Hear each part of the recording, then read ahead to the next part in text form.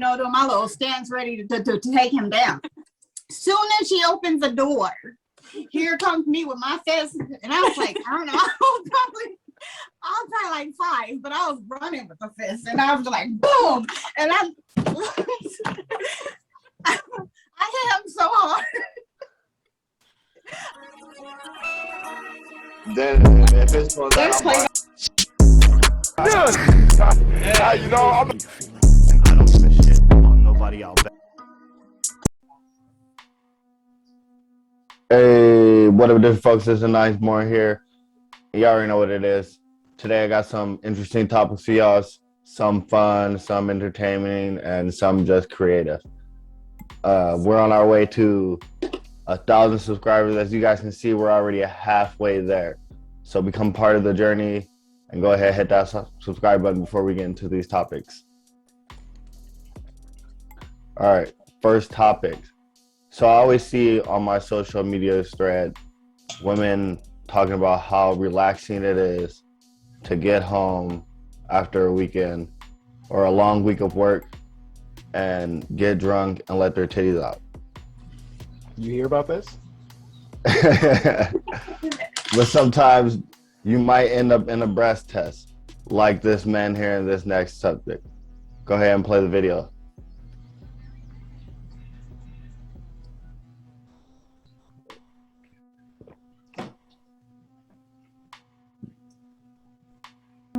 Sean, listen to me. What? You said you wanted a breath test. Yeah, go ahead. Give me a breast test. Okay, I'm not gonna give you a breast test. I'm gonna give you a breath test. Fight me one-on-one. I dare you to. Fight me one-on-one right now, bitch. Take a picture of me. Take some photos. I hope you guys all die in a car wreck. Yeah. Chasing someone, bitches. Hey, we got an overnighter, dog.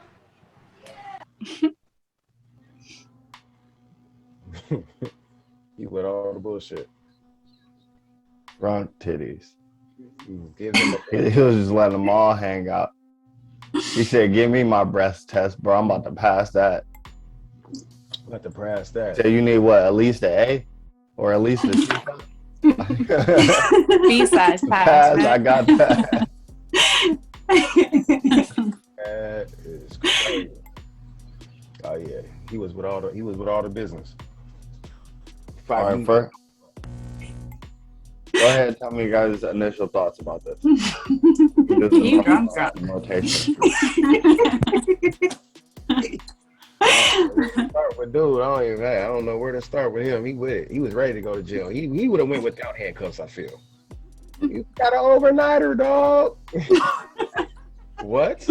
You're excited about this? I got a roommate. He didn't care. He didn't care at all when he realized he got a roommate. Yeah, I've been waiting for a slumber party. No, I don't know, man. You know, I definitely believe. You know, he. I don't know. They had the camera going, but I don't. You know, it's funny to me to see that, you know, you can be that belligerent and they're very that lenient with people, and then some people they're just not. So, you know, but other than that, I think it's funny though. It's funny. My drunk hero. It definitely seems like he's been to where they take people that are extremely drunk and they take them to a place to sober up. Drunk tank. There are actual places that they take really drunk people to just go sober up, and I think he's been there before, so he wasn't really worried about it. And so it seems like he has some experience in that. But it was extremely hilarious to me that he was ready to fight them one-on-one, and he really hoped that they'd all died in a car accident. I was just like, he hardcore for saying that to them to their face. Like he had no fucks to give. I loved it. Or fear. That was extremely funny, him saying fighting one-on-one. Right. Like, bro, what do you think we're gonna do if you win? You think we're just gonna let you go? Like, no, bro, that's when you get jumped. Right. It's like, we don't believe in fighting fair around here. We believe in overwhelming force. That's why. Like, oh, okay. Let the rest of us just step back. Go ahead. Right. Hey, We'll but hold on. What if What if the other cops would have looked at him and be like, "Hey, What you gonna do? what you gonna do about Right? this? what you gonna do about it?" I know. You had proof. Think you can take him? I think they would have ddone it since they already had him in handcuffs. And He's because like, he should have said, "I can fight you with both my hands tied behind my back." He already had both his hands tied behind his back. like he could barely roll around to keep air in his mouth. Right? If they took the handcuffs off, hypothetically, do y'all think he would have fought them, or do you think he would have ran? He would have Oh no, he would have fallen been. for sure. He definitely would have fallen. Yeah, he's not gonna call you out on camera and then run away. No, he's in all the way, bro. He Like, can you should know know, like he should have ran. I Like, think that he would've ran. been If one he would have stood up opportunity and took off, bro, he would have hit the puma on him. That would have been funny. as shit. Yeah. with the anime arms. Exactly. The arm behind his back. Did this guy really look that smart? No, Like, that's like he'd get up, like, now's my chance. Right. I mean, his little jokes were pretty funny. I think that he has a little intellect to his jokes. Because he said, They were well put together. and die. Chasing someone, making sure you threw that chase somewhere, and like doing your job. I hope you crash and die. Exactly. Yeah, he could have just said crash and die, or he could have said anything. He Right. said, but doing your job. Make sure. They were intelligent because they can't say he threatened them either. Mm-mm. Exactly. They're doing your job. I have nothing to do with that. I just hope you fucking around and crash. And die, all of you. And die. and He rooting and for then the you underdog. could I find me like it. fun. I fucks with him. He rooting for the underdog. Yes. I hope the person gets away and y'all crash and die. Chase. And he goes home to tell his people about it. Yeah, that was rich. That was a fun little video. I enjoyed it quite a Give me a breast test. bit. It's like, we didn't say breast. He was just like, yeah, I'll take my breast. These titties are ready. I'm getting an A+. He said, I'll let him out right now. Try me. Hey, I like how he tried to trick the police though. He said, "I'm gonna give you a breast test." He said, "Yeah, give me a breast test." I was like, "Wait, what?" No, I'm gonna give you a breast test. Like, what? You're not gonna trick me. He was like, no, I got He said, this. "No, Come on. fill him, fill him." It's at least a full cup. That shit's funny. So you guys tell the Yeah. folks about a time, because we all have one, that you had to deal with a drunk person, whether it's a friend or just a random person. Which family activity are we going to talk about? Right? Like, there are way too many times. Go ahead. We'll switch it up, and we'll go Eminem first. I mean, there are so many to choose from. This one time, two people who are not to be named, we were at a family function and we had to leave. And the one that was driving was sober, and the one in the passenger seat was very much not sober. And I don't remember what happened, but the one who was not sober, she was drunk. She basically was saying something to the driver, and the driver was like, "Can you not say that? It really hurts my feelings when you say things like that." And she basically went off about how pissed off she was and how she was being a bitch and this and that, and basically just started degrading the driver until the driver was like, "Are you serious? Like, I told you you're hurting my feelings." And then it just escalated from there because the passenger was just too drunk to care. And at that point, it was like she was being attacked. So she hopped out the car and started walking down the hill. Meanwhile, we're all in the car like, "Yo, just get back in the car. It's going to be fine. Can we at least get you to a safe place?" And she was like, no, she was being a bitch. And then all of us are like, she literally said you were hurting her feelings. So now she's the bitch. And yeah, she walked all the way down the hill. And then once we got to the main street, she decided it was going to be a much longer walk for her. So she got back into the car and said that it was cool for the ride home. And that was that. Wow. And that was a nuisance. That's wild. I feel like I know exactly who these people are. I'm sure you do. She People said who are that. not to be named. I'm sure you could tell which one was the driver and which one was the passenger too. Yeah. That's funny. Yeah. Mm. It's just one of those nuisance times. It's always like you try to reason with someone who's drunk, Yeah. and it's just There, over the head. there's no point in trying to reason with a drunk person because the first thing to go is your reasoning. and judgment. Reasoning, exactly. Right. Or a breast test.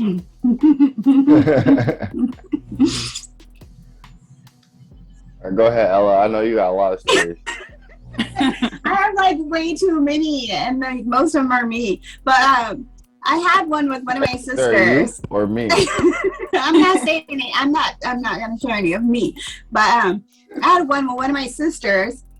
We went to a club, and she got so drunk that we were there with my sisters and one of my sister's boyfriends. That I guess was her fiance at the time, and there's this chick that was trying to dance with her fiance, trying to dance with my other sister's fiance. So my other sister got real drunk, and she was like real feisty with the chick, and she was like ready to beat her up, and she was like, it was around Halloween, so she was like, yeah, Bumblebee bitch can get it too. Like she was like up in her face. Like she was up in her face and ready to fight her, and then she got up and started growling like, ah! Oh shit. By the end of the day, like we had to get her out of there because she was like so drunk and just like crazy and growling and just going off on everybody in the club, just ready to fight every single person. It was nuts and hilarious at the same time. Like she turned into a monster because she was just like growling. And, like, I was like, Hey, that's a what good the scare fuck? tactic. She was serious though. Like she was dead serious. It was like, we was like, oh my god. And then she cussed out the cab driver. Tactic. No, she cussed out the cab driver on the way home and was biting his arm and stuff. Like it was nuts. Like it was nuts. It was not scare tactics. Aggressive. Yes, she turns into a little monster. Like, I was like, you're not allowed to drink with us anymore. Yeah. Or ever. But it was hella fun. Are you talking about Onyx? How did you know? I was gonna say this is weird because I don't.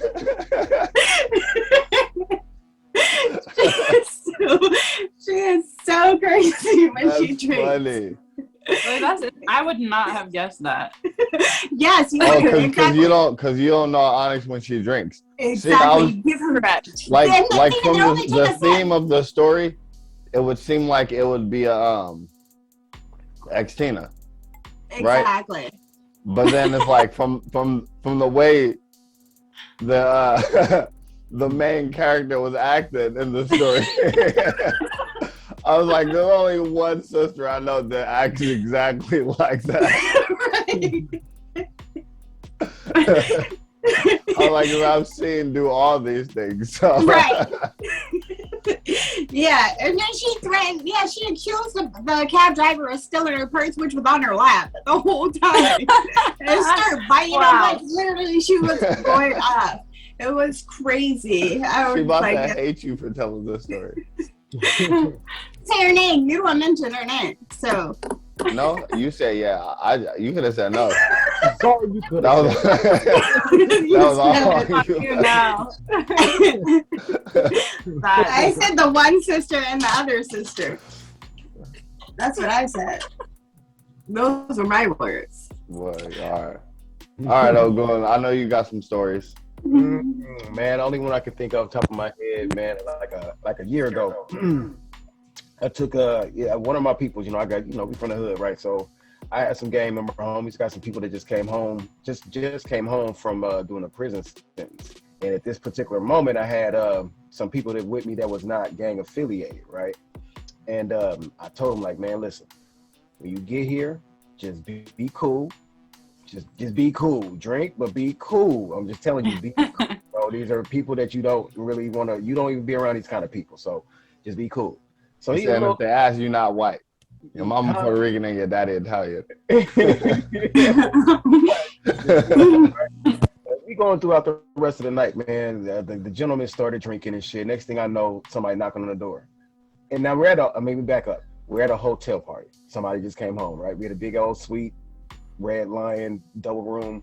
It's a lot going on. It's dice games in the other room. You know, it's some real hood stuff going on in this hotel. Like, you about to get kicked out. You actually did get kicked out. But back to the story. So, somebody knocks on the door. He a couple shots in. You're a guest. The guy goes answer the door. He didn't check and see who it was, nothing. I'm just looking like, bro, that could have been anybody, anything. Like, you can't just be answering the door. Let the people who's in the facility who know this, you know, establishment go answer the door.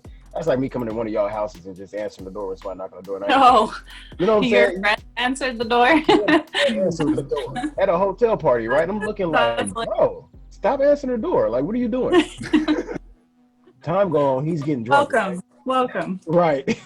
I'm just looking like, bro, look, you can't do that. You know what I mean? And then time go on, I think we actually did get kicked out, right? So now he's drunk, he's mingling. They're all kind of liking him. They're kind of cool, but I know my partners, like, they'll crash dummy you out real quick. You know what I mean? So I'm like, bro, you don't do that. Leave it alone. So now he getting cool with him. By the time we get kicked out the hotel room, we make it to the parking lot. I don't know where he's at now. Now he's with a pack of them. They talking about putting him on the hood. I'm like, oh, come on, bro. Nah, we can't be doing this. You about to get packed out in the parking lot because you trying to be too cool. You trying to fit in. So I was just like, he was drunk as shit, man. And I was like, come on, man. You got yourself so drunk. You about to get put on a whole damn gang, bro. You can't be Oh no. you can't be doing this, bro. You know what I mean? This is our house. Yeah, you can't be doing that, bro. There ain't nothing you want to be a part of at this age. And, you know, waking up black eyes and bruised ribs talking about, you know, something, whatever. You know what I mean? And waking up like trying to figure out what happened to you and why you got tattoos on your face talking about teardrops. You know what I'm saying? So, but yeah, that was the craziest thing I could think of in my head because we really had to save him. That's funny. He almost got That beat reminds me into of a gang. that movie got with beat into a gang. Will Initiated. Ferrell and Kevin Hart. Get hard. Yeah, get hard. Right. Like, they say, yo, you trying to be affiliated? He said, affiliated? That sounds cool. Hell yeah. Y'all come outside.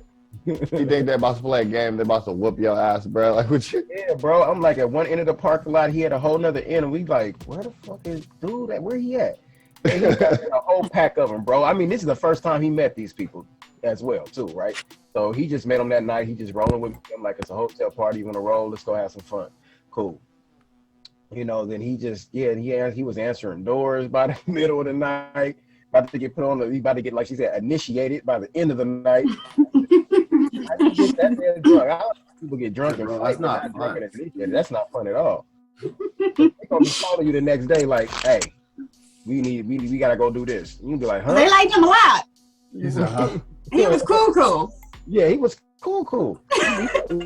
He almost made it in the cool kid club, but I don't know. I'm like, man, plus he's dude like 40-something years old, so you know he like you too old to be putting on beginning. Right. It wasn't like no young. We talking about somebody who just did like 15 years. So, you know, these people are a little seasoned. You know, so I'm like, you can't. This ain't nothing you want to be a part of right now, bro. They needed a new throwaway. Yeah, that's what I said. Crash dummies. Take one for the team. Yep. That's what crash dummies end up being like. You ain't from the hood. We don't know you. You got initiated. We gonna send you on all the bogus crash dummy missions. Exactly. Right. All the Since crash you're clearly dumb. Yeah, since you clearly that drunk and dumb, we gonna send you to do some dumb shit, some kamikaze shit. We know you gonna get caught for it. So He's like, hey, I got new friends though. right, I'm gonna answer the door. Huh? Man, bro, it's like 50 gang members in here. Like, what are you doing? You don't do that. Yeah, I would never do that. Go to LA and it's just like some hood function. I'm just answering the door like, bro, no. I'm in a corner somewhere. Everybody. Ian's making sure I'm safe. I'm cool. It's like 30 guns in here. You answering doors. Don't do that, bro. So, more of the story is, don't get drunk and be that guy, people. Don't get drunk and be that guy. Yeah, don't answer other people's doors. Don't do that. That's for Don't sign sure. up memberships. I'm like, I don't know who's gonna beat him up. It could be someone on the other side, or these people gonna beat you up. Don't answer no doors, bro. I can't save you from everything. All right, so I'm gonna hit y'all with this third question, a last question before we move on to the next topic. How do you think this whole situation would have played out had he not been a white man? Oh my god. You mean, do we think he would have survived? I think Like- it would have went the same way based off the first thing he said. Give me a breast test. That was just cracked up. Ease the racism a little bit. I think that kind of, the next choice, couple words, I don't know, but I think the initial thing would have been like, oh shit, he fucked up, leave him alone. He having a rough night. Yeah. Clearly. I don't know. The whole fight me then situation turned bad. He would have been an aggressor at that point, not just a drunk. Exactly. Where was He that? had to keep it light and frothy, but it took a turn for the worse when he said that. Right. Yeah, Then I he was gonna say, I think it more just depends on where you're at and the officers that you're Yeah. with, because like a lot of people don't realize to like killing a black person isn't worth it to every cop to have to do all the fucking paperwork and relocate. like even just if they want to go home and staying after is not worth it. Like they're not gonna just like it's not that important to some. And then you do have like those who are gonna take every opportunity. So it all just depends on the situation. Like I think for the most part, like ain't nobody trying to do the paperwork for a drunk idiot. So they would have. I ain't nobody. Most people. Most people. Because, like, police are still human and it's still work. Like, it's still so much work when I just want to go home at the end of the night. Hey, they had a few police officers there, too. It wasn't just one or two. Yeah. And you can tell, like, the way he was looking, it's like, bro, somebody get him. Like, Right, yeah. I feel like the gangs too. I feel like police got crash dummies, and some of them will be taking the murder beefs and shit and unarmed, killings or whatever, kind of be like, the crash dummies of the police department. Because you're right, they gotta, back in the day, it's like it wasn't that publicized, right? Today you do it, it's gonna be a whole movement. Seattle, Oregon, everywhere might be tearing shit all the way up because you done did that. So like you got to deal with a lot of stuff today to say I want to pay vacation. You know what I mean? So I think for the most part, yeah, it's a lot. I agree with you. It's a lot to deal with, and most of them don't really want to deal with that shit today. If they can just take that paid vacation, like the stuff that goes underneath the radar, then yeah, probably they get I got one for the team. But I feel like it might be some of the people doing it. They might be the crash dummies of the department too. Cause you're right, that's a lot, bro. yeah. That's a lot of paperwork. That's court litigations. They might try to get sued, wrongful death. You got a family coming after you. They got the lawyers. Now it's publicized. The community is now showing up at home. That's what they're doing. They're now showing up at your doorstep. Yeah, at your doorstep. So like, and there's hackers now that's going to get the addresses of these officers and shit like that. So like, they gotta tread lightly today with that.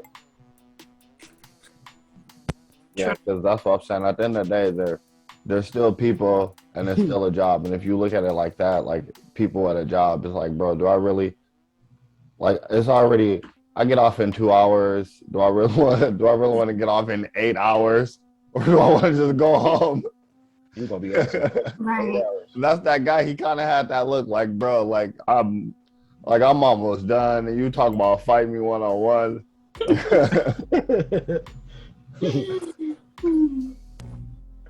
Or it could be the start of the show.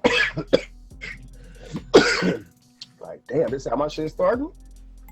I don't want to start off like that. You know what I think he should have did? What? Huh? I think he should have hid. Hid? Yeah, I think he should have hid. What do you mean? All right, How? so there's Like this? Y'all Yeah. don't see me? I'm like, he was half naked. What was kind you of gonna like that, kind of like now you see me, now you don't, and it's gonna be hard for me to explain. So I'm just gonna let you. I'm gonna let you guys see in this next video. I'm calling urban camouflage. Eminem, play this.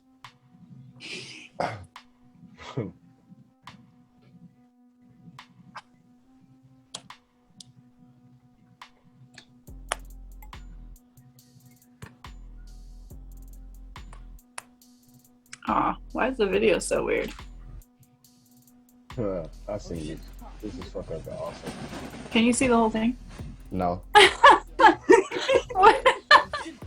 Hold on. I want to see what he did. What kind of flip was that outside of it? Back right there. One more time. One more time. In that video. Right here. Okay, last time. Last time. Fucking awesome, bro. Wow. Oh my gosh. Oh man, that's fucking awesome. See, if you would have had that technique, it'd have been no problem. Listen, that is It just awesome. disappeared on them. I wish I thought of that. I want to try it. Okay. High key, I want to try that. Hold on. Before I get into these questions, Eminem, I want you to play that video again. I want you guys to look at the shoes he's wearing. I didn't know. Wait, hold on. Because it don't make sense with the outfit. Like,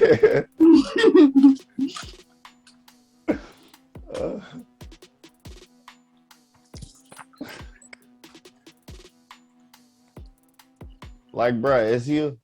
Is he wearing some black Oh boots? my god, freeze frame. He wearing. Look at that. It's those. Some cowboy boots. Yeah, Hey, like, wait. are you going to the rodeo or are you going to play basketball? Time out. Did he jump in the air? Look. Did Like, he jump into the bag? Wait, he just jumped into like the bag. that's the most confusing thing on everything. Up. Bro. He jumped and then rolled, bro. Look Okay. at the technique. The form in this guy is awesome, man. He gets a Yeah, right. Right, that's what I'm saying. Like, it's funny and all, like, we joke, but the form and technique that you have to be able to hop into something and turn around, like, that's with the boots on. With that's the athleticism. Right, with those boots on, With because those boots that adds some extra. With the cowboy shit kickers.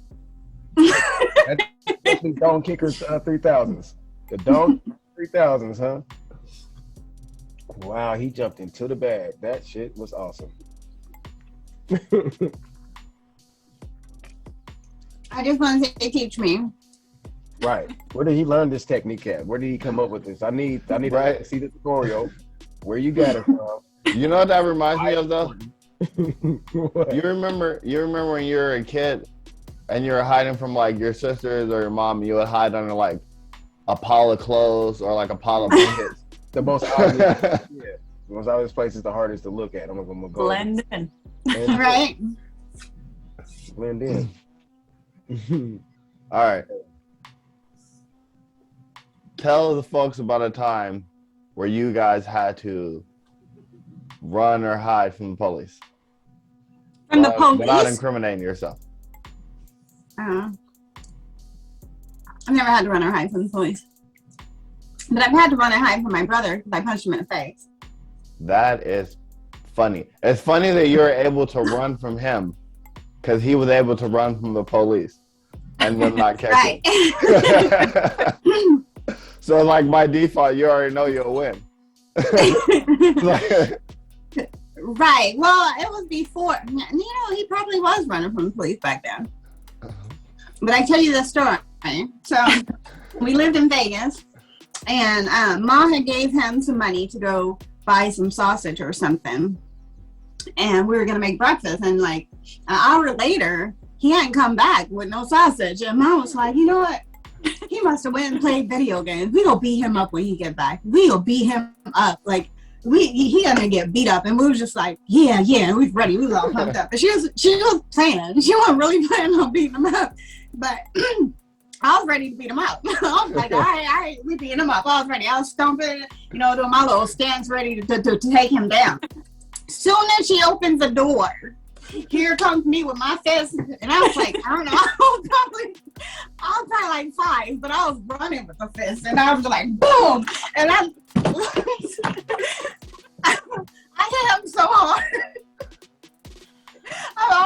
tooth. He was so mad. I had to like That is to like keep him outside of the house so he wouldn't kill me.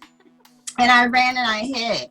And then she was like, I was kidding. I didn't really mean that we were gonna beat him up, but like why you hide me up there? Why you hide me up there, Ma?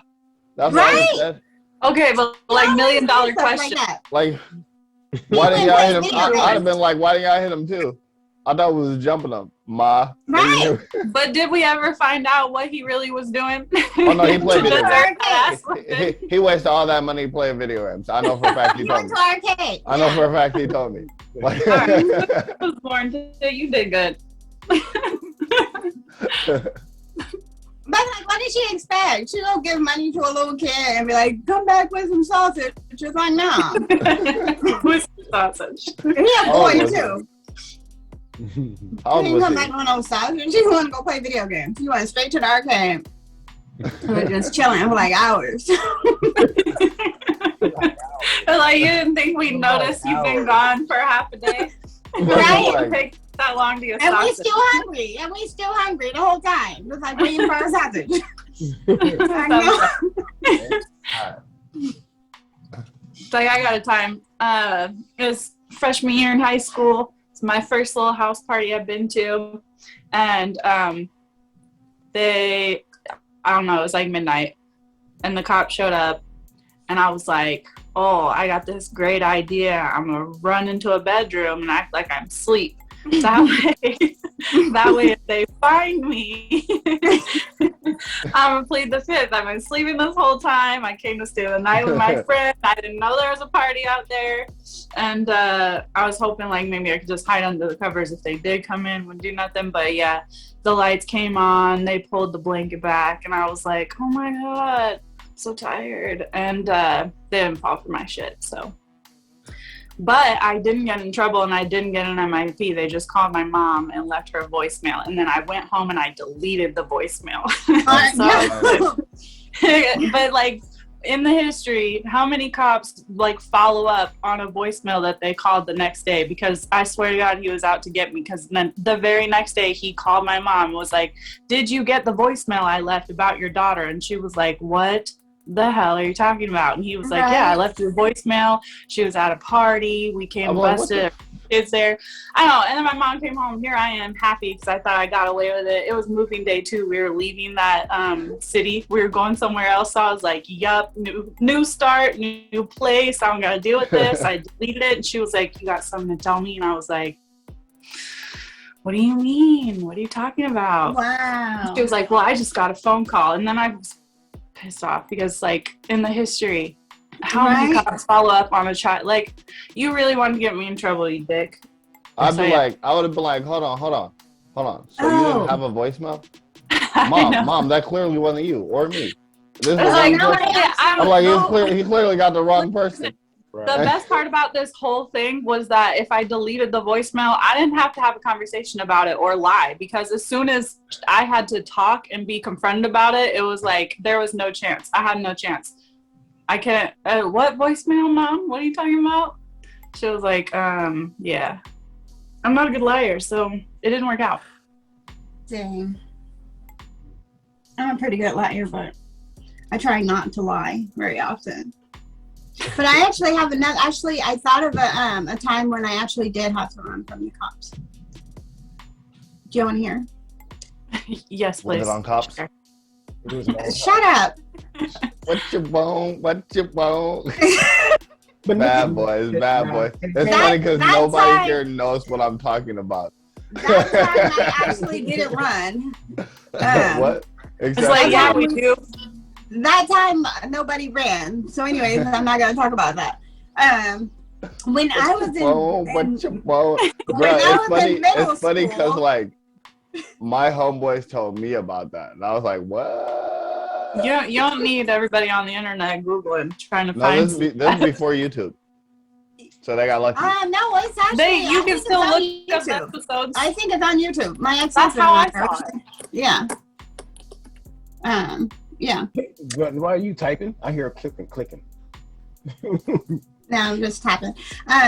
Okay, so when I was in middle school, there was this boy that was like spitting at me, and so he spat at me, I spat at him, he spat at me, I spat at him, and then at the end of school I was walking home and he actually spat on me and ran.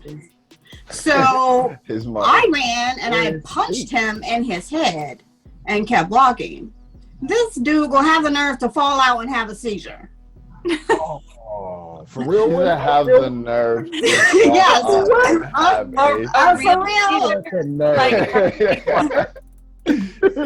For real, full-on epileptic seizure. Oh my! It's like you rearranged his brain.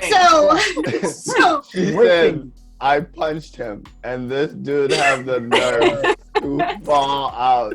Yeah, I didn't know what you were going with that. Of course, someone's gonna call the cops because this little black girl done punched this white dude, and he on the ground now, and he can't get up. Yeah, right. Just stop. It's a life alert. Right. Damn. He didn't have life alert. You gotta hit the button. So the cops come, right, and they hem everybody up this black because the black girl punched the dude, and I'm just like hurrying up. I'm like, let's hurry up and tell them, you know, who we are. And I'm just hurried up and told them my name because I knew that nobody knew who punched him. You know, they didn't know me. Nobody knew me. It was just like, whatever, nobody know me. So I just hurried up and told them my name and I was ready to go. And then somebody snitched on me at the school. So somebody at the school told me my name and I ended up getting hauled off. But to home, they just dropped me off at my house. Like, they didn't even take me home though. They just dropped me off around the corner because I was like, oh, I don't really want to go home. And they dropped me off around the corner from my house. They didn't even tell my parents. Wow, you lucky. Yeah. I mean, they were probably on their way to a shooting. Like, it wasn't in the best neighborhood. This kid having a seat. But yeah, I thought it was like going to jail for life. But I think that was because I was like little and cute. It's like the dude was way bigger than me. And it's like, I didn't know he had epilepsy or whatever it is when you have seizures because you get punched in the head. He hit me first. He spat on me. It's like, yo, see, I mean, he spat on me. And I was like, that's like that video I seen of this chick who attacked this woman and then she dog walked her. And then she tried to tell the police, oh, I'm pregnant. And she hit, I'm 3 weeks pregnant. It's like, so you should be charged with endangering your child if you attack people at 3 weeks pregnant. You shouldn't have been out here acting like I don't have X-ray vision. I can't smell your pheromone and be like, oh, she's pregnant. I shouldn't attack right. her. Like, but you're the only one who knew this, so it's your fault. Thank you God for that. Exactly. Like, what's that smell? Pregnancy? Exactly. I smell a fetus. Well, it's like she had a lot of hiding, like a lot of stuff to hide a pregnancy. And she said she was only 3 weeks pregnant. So like I wouldn't have known if you're 7 months pregnant. Like, how did you know? How do you know you're 3 weeks pregnant? 3 weeks. Right.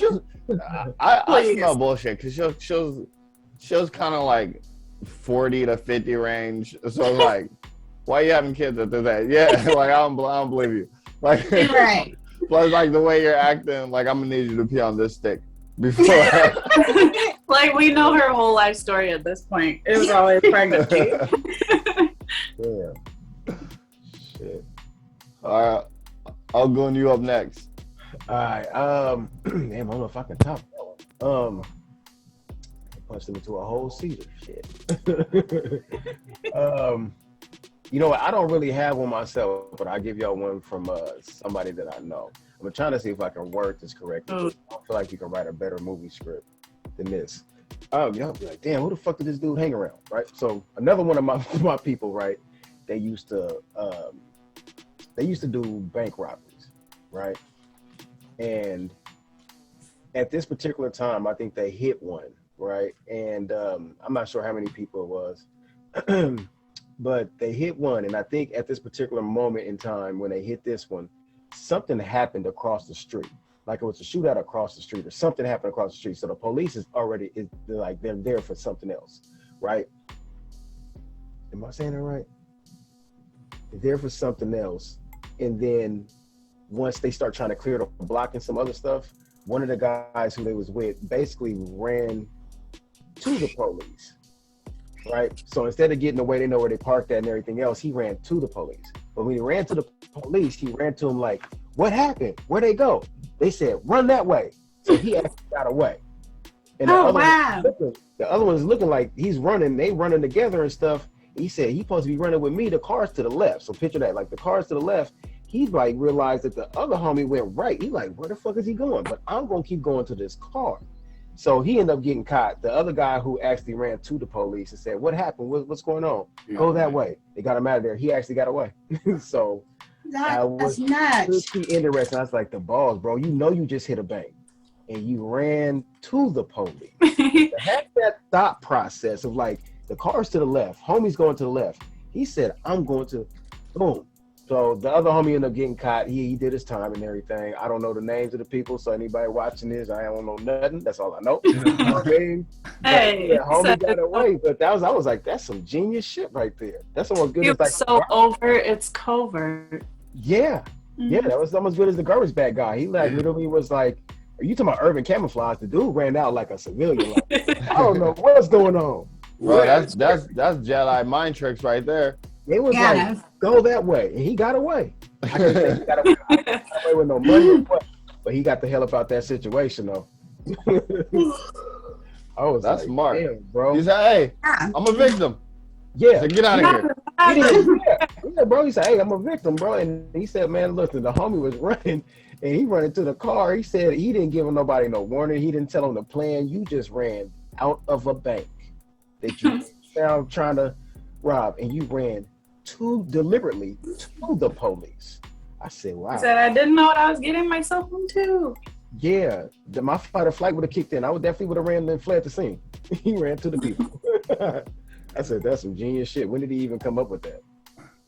As he was running inside of the thing, like, yeah, he didn't tell nobody. That shit's crazy. That's kind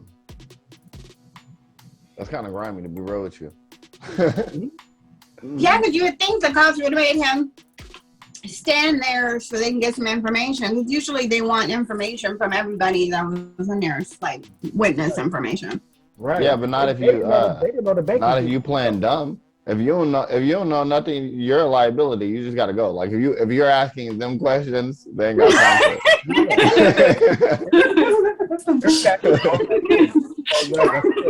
You know what I mean? They was inside the bank and they hear these pops and like, what the hell? So they know the police outside. The police don't know the bank is getting hit. So they ran out like civilians. Oh, right, You know what I'm saying? The police didn't know what was going on. They caught the police by surprise. So he ran to the officer and was like, hey, what's going on? We heard some pops and they was like, get out of here, get out of here. You know, they trying to secure the situation that they because the theme was next door, across the street, right. So, but the whole time, so picture they in the bank the whole time knowing this is going on outside. Like, bro, what the fuck we about to do? They ain't even here for us. Like, they looking out through the windows and like, the hell? I guess Like, they could have just walked on out. Yeah, that's what he said. Could have just walked on out. He said, bro, we just gonna break for it. We gonna move, right? We gonna move. Like, they get too close in here, they gonna tell on us. All the people is in here, right? So they tried to break for it and shit. One of them ran to the people, one of them ran out the other way. Not till later on, you know, you see somebody running out looking suspicious and shit. That's when they started locking shit down. Right. Crazy shit. Yeah, that's wild. That's one of those situations where it's like we all could have went home if your dumbass wouldn't have been a dumbass.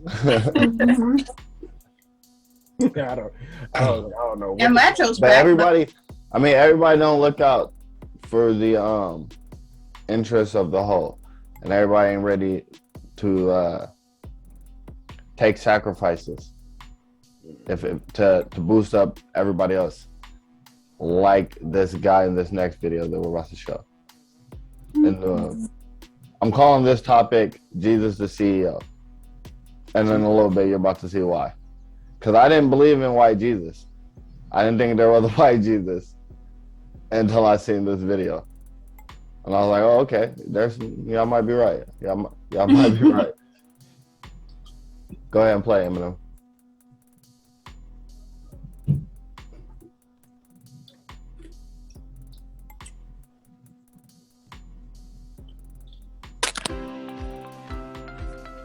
The U.S. Food and Drug Administration approved the Pfizer Commercial. COVID-19 vaccine. I'll bet you've heard this saying, money can't buy happiness, but one CEO in Seattle Well, that's doesn't believe awkward. in that philosophy, apparently. He announced a big raise for many of his employees. The minimum salary at his company will be increased in stages to $70,000. Yes. What are they hiring?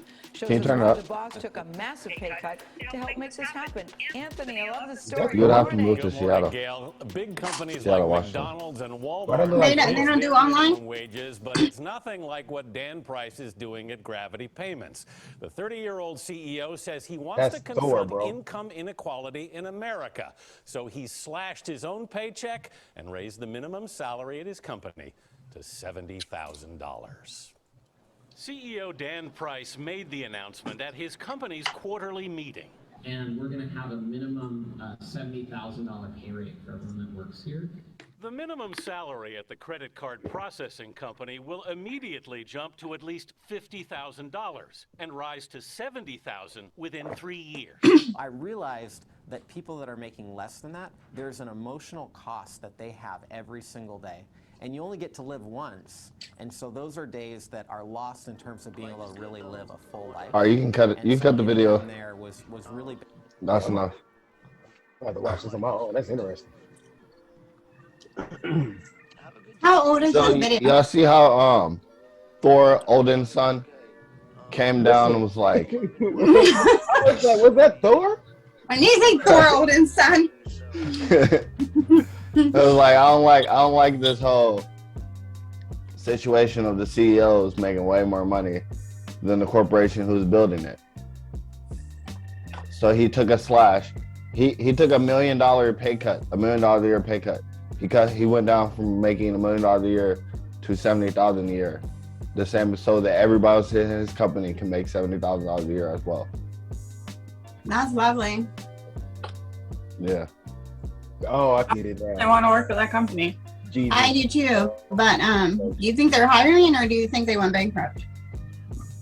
That's new, I think. Ain't that relatively new? He just did that? Let me ask y'all the first question.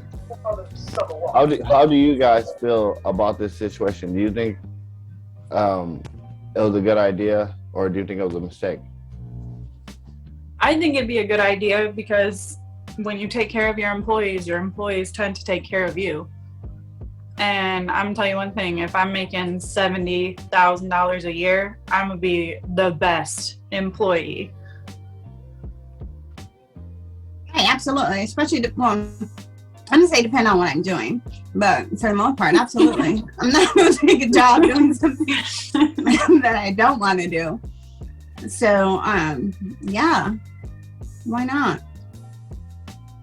I think it's 70,000. you incentivizing the work, because essentially what you're doing is selling your time to a company, and time equals power. So if I wake up every day and it's something that I want to do, I'm incentivized with doing it, and I can see it. Then yeah, I think that's a dope idea. I think more, companies should take model of that, because at the end of the day, like you said, the corporation they making the whole business, but you get to take the luxury of the yacht cruises and travel around the world, and we want to see your pictures and your videos as advertising the company that we working hard for, and people barely getting by with rent and shit like that, and worrying about their phone bill being high, or you work to give that money away initially to back into the circulation of the economy, but when you can actually feel like it's incentivizing, it's working to you, and you actually get to live comfortably how you want to, I think that's dope. Aside from that, though, it's also an investment for the owner of the business, because you said he cut his salary to where he's making the same as they are. Mm-hmm. Yeah, so then everybody in that company is equally making the same amount. So essentially, the business that he already was doing successful if he's willing to take a pay cut and invest more money into his employees. So he's investing money into his business. And there has to be something he knows that we don't know, because nobody's just going to invest that much money into your company or your employees without thinking you're going to come out on the other end. But then, you're still taking a huge risk. You could start paying all this money to these employees and end up losing in the end. You don't really know. I wonder what his thought process is, like initially what created that, and what was his plan B and safety net for if this does not work out. You know what I mean? With having preventative maintenance, you got to just think ahead. Like if it don't work out, what could be the outcome? What could be the possibilities and variables? You know what I mean? So I wonder. Family, bro. Like this dude probably come from a family of hippies, rich hippies, and if this business don't work out, he'll get another loan. Exactly.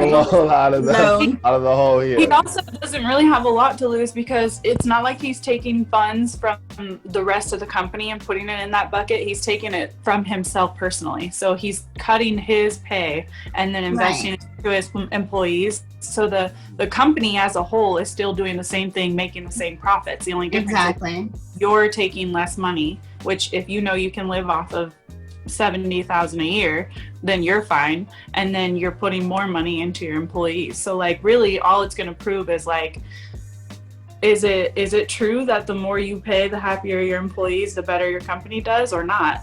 So like really he has nothing to lose other than employees. Well, but in Seattle the cost of living is so high that it would be extremely hard for him to even live off of $70,000 a year unless he actually owned his own home and his car. Like he didn't have any payments. The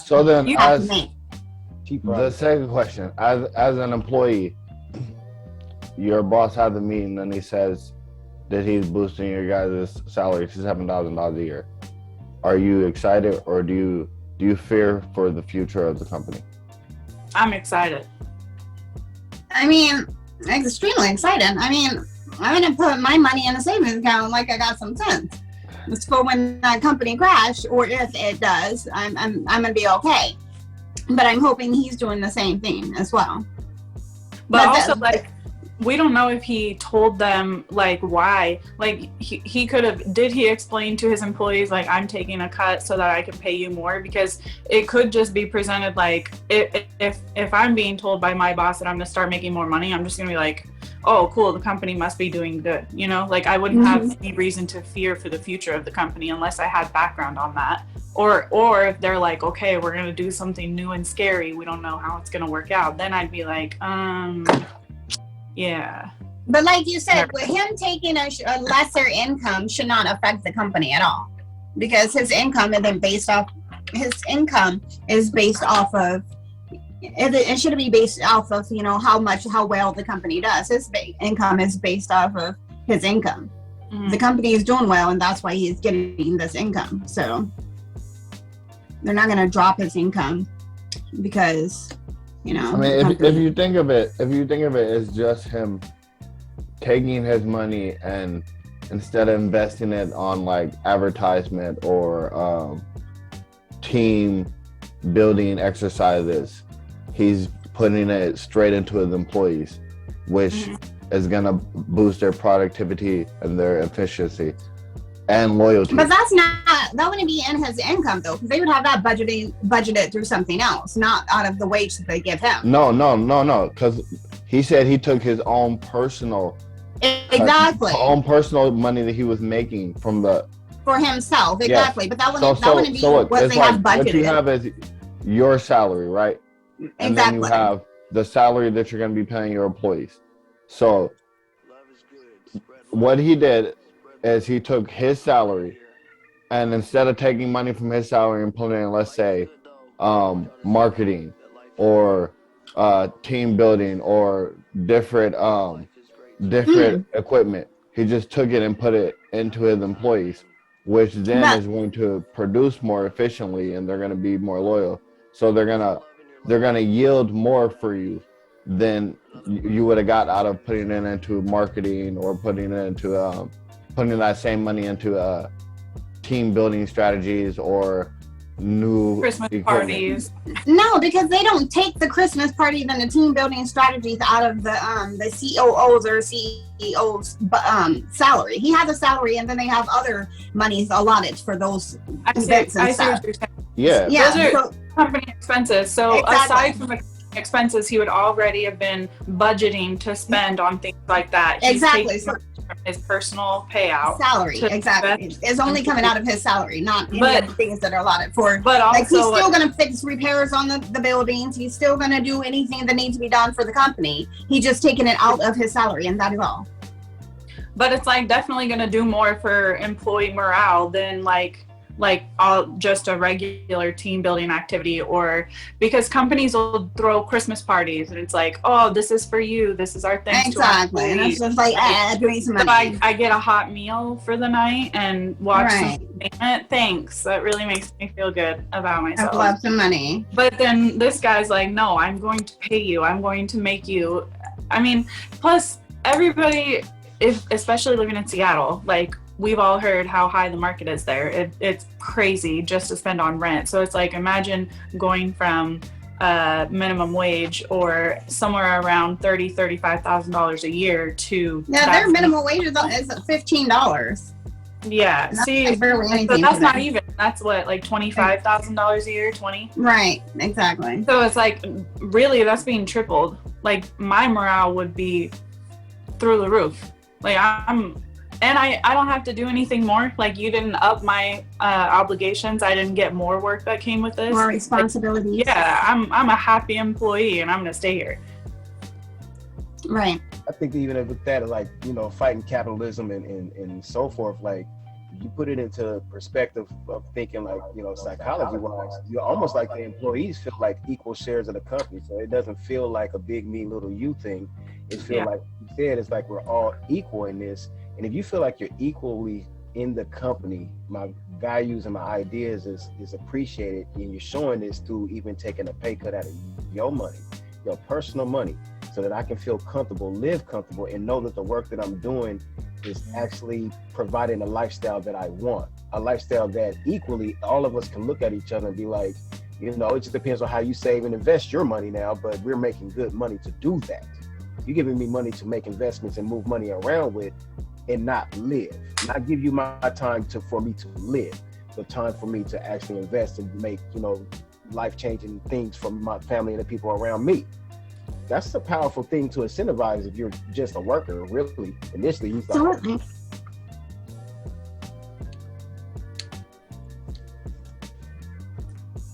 Agreed. Mm-hmm. So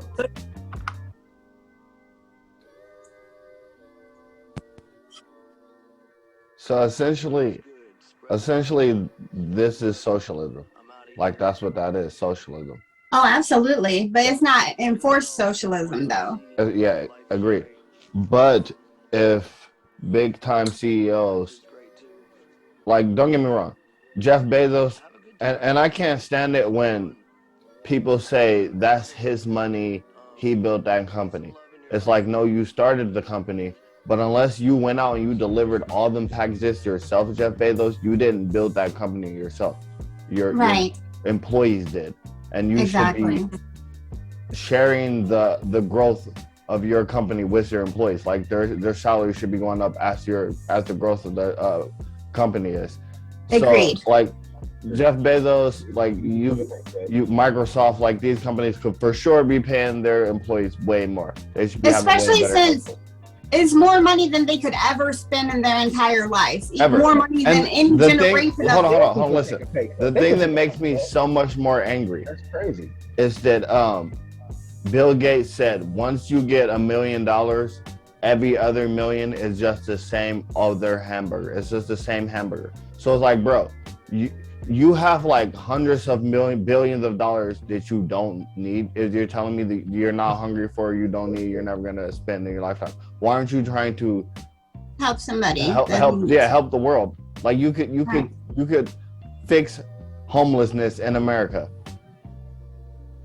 Well, I think the reason why they don't is, and not to seem cynical or anything, is because if they did, they wouldn't be better than anyone, because it's a classist society and they need to be better than people. They're not better than you if you're on the same financial level as them. How are they going to be better than you? Because I made you here. If you have the same car as them, if you can go to the same restaurants and afford the same things as them. This is how. As a man, because I made you. I made all y'all. You in that car because of me. I mean, You in that house because of me. You got that yacht because of me. So it's like I don't care if y'all got it and I got it. When y'all got it because of me. It's like the world is this way because of me. So it's like I still don't understand. Like, that's an ego thing. Maybe ego matters more to you than it does to him. In that way, or maybe what I was saying is that this is essentially socialism, and if other CEOs follow suit, like Jeff Bezos and Bill Gates, it could have a political influence on the nation. How do you guys feel about that?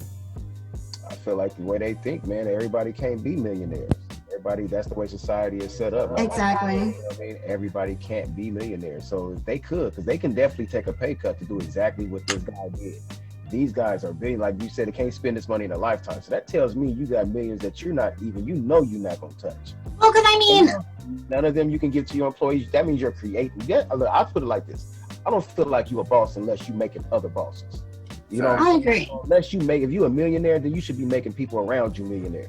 You know what I mean? Because I think people, like, I was thinking, like, if you were getting paid the same amount to work at McDonald's as the people, you know, to work at a hospital or to work at the airport or whatever, would you choose to work at McDonald's? Like, on what class level would you choose to go to school to be a therapist if you would get the same amount of money to be a janitor? Would you choose to clean toilets? Would you choose to work as a, exactly, are there people that would choose to be, the housekeeper at a hotel if you got paid the same amount of money as somebody who, you know, did something with more prestige? Would you choose to do that? Not only that, but when you're making above a certain pay grade and you're in a certain bracket where you can afford things, you're buying things, you're purchasing and owning things, like you're going to be in a complete different mindset because you're setting yourself up to live a life of comfort. You're going to be able to build your family up. You're going to be able to start creating that generational wealth that everybody, you know, should be able to try to build for their family. Now, the problem with that is these people who already have that generational wealth and they're in those top percentages, you coming up and then bringing other people up with you.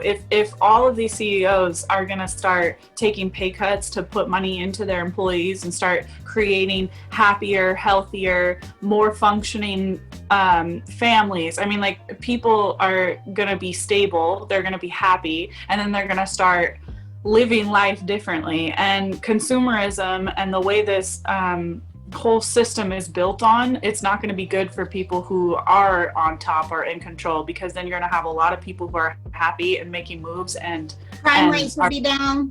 Yeah, it's not good for them, so they're not going to want to do it. They wouldn't need pharmaceuticals as much as they do because people will eat healthier. They don't need, why would you need to have antidepressants because you are having a horrible life because you can't afford your life? Yeah. You know, like, the whole world would be completely different if people didn't have to stress to try to survive. If you didn't have to work 3 jobs to take care of your kids.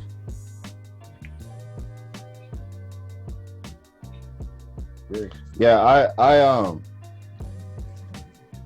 I have mixed emotions about capitalism and about socialism, because I don't really agree with socialism, because I don't think it was work. I think, like, if, like you said, if you could make the same amount of money being a janitor, if a janitor is making the same amount of money as me and I'm a neurosurgeon, what's the point of me becoming a neurosurgeon? Well, the thing is, this is what I would do. I would pay neurosurgeons and janitors I would pay the janitor just a little bit less than, you know, not a little bit less than neurosurgeon, but I would pay the dirty jobs that people don't want to do about the same as some awesome jobs that the people will go to school to do. Because I don't want to pick up nobody's poop.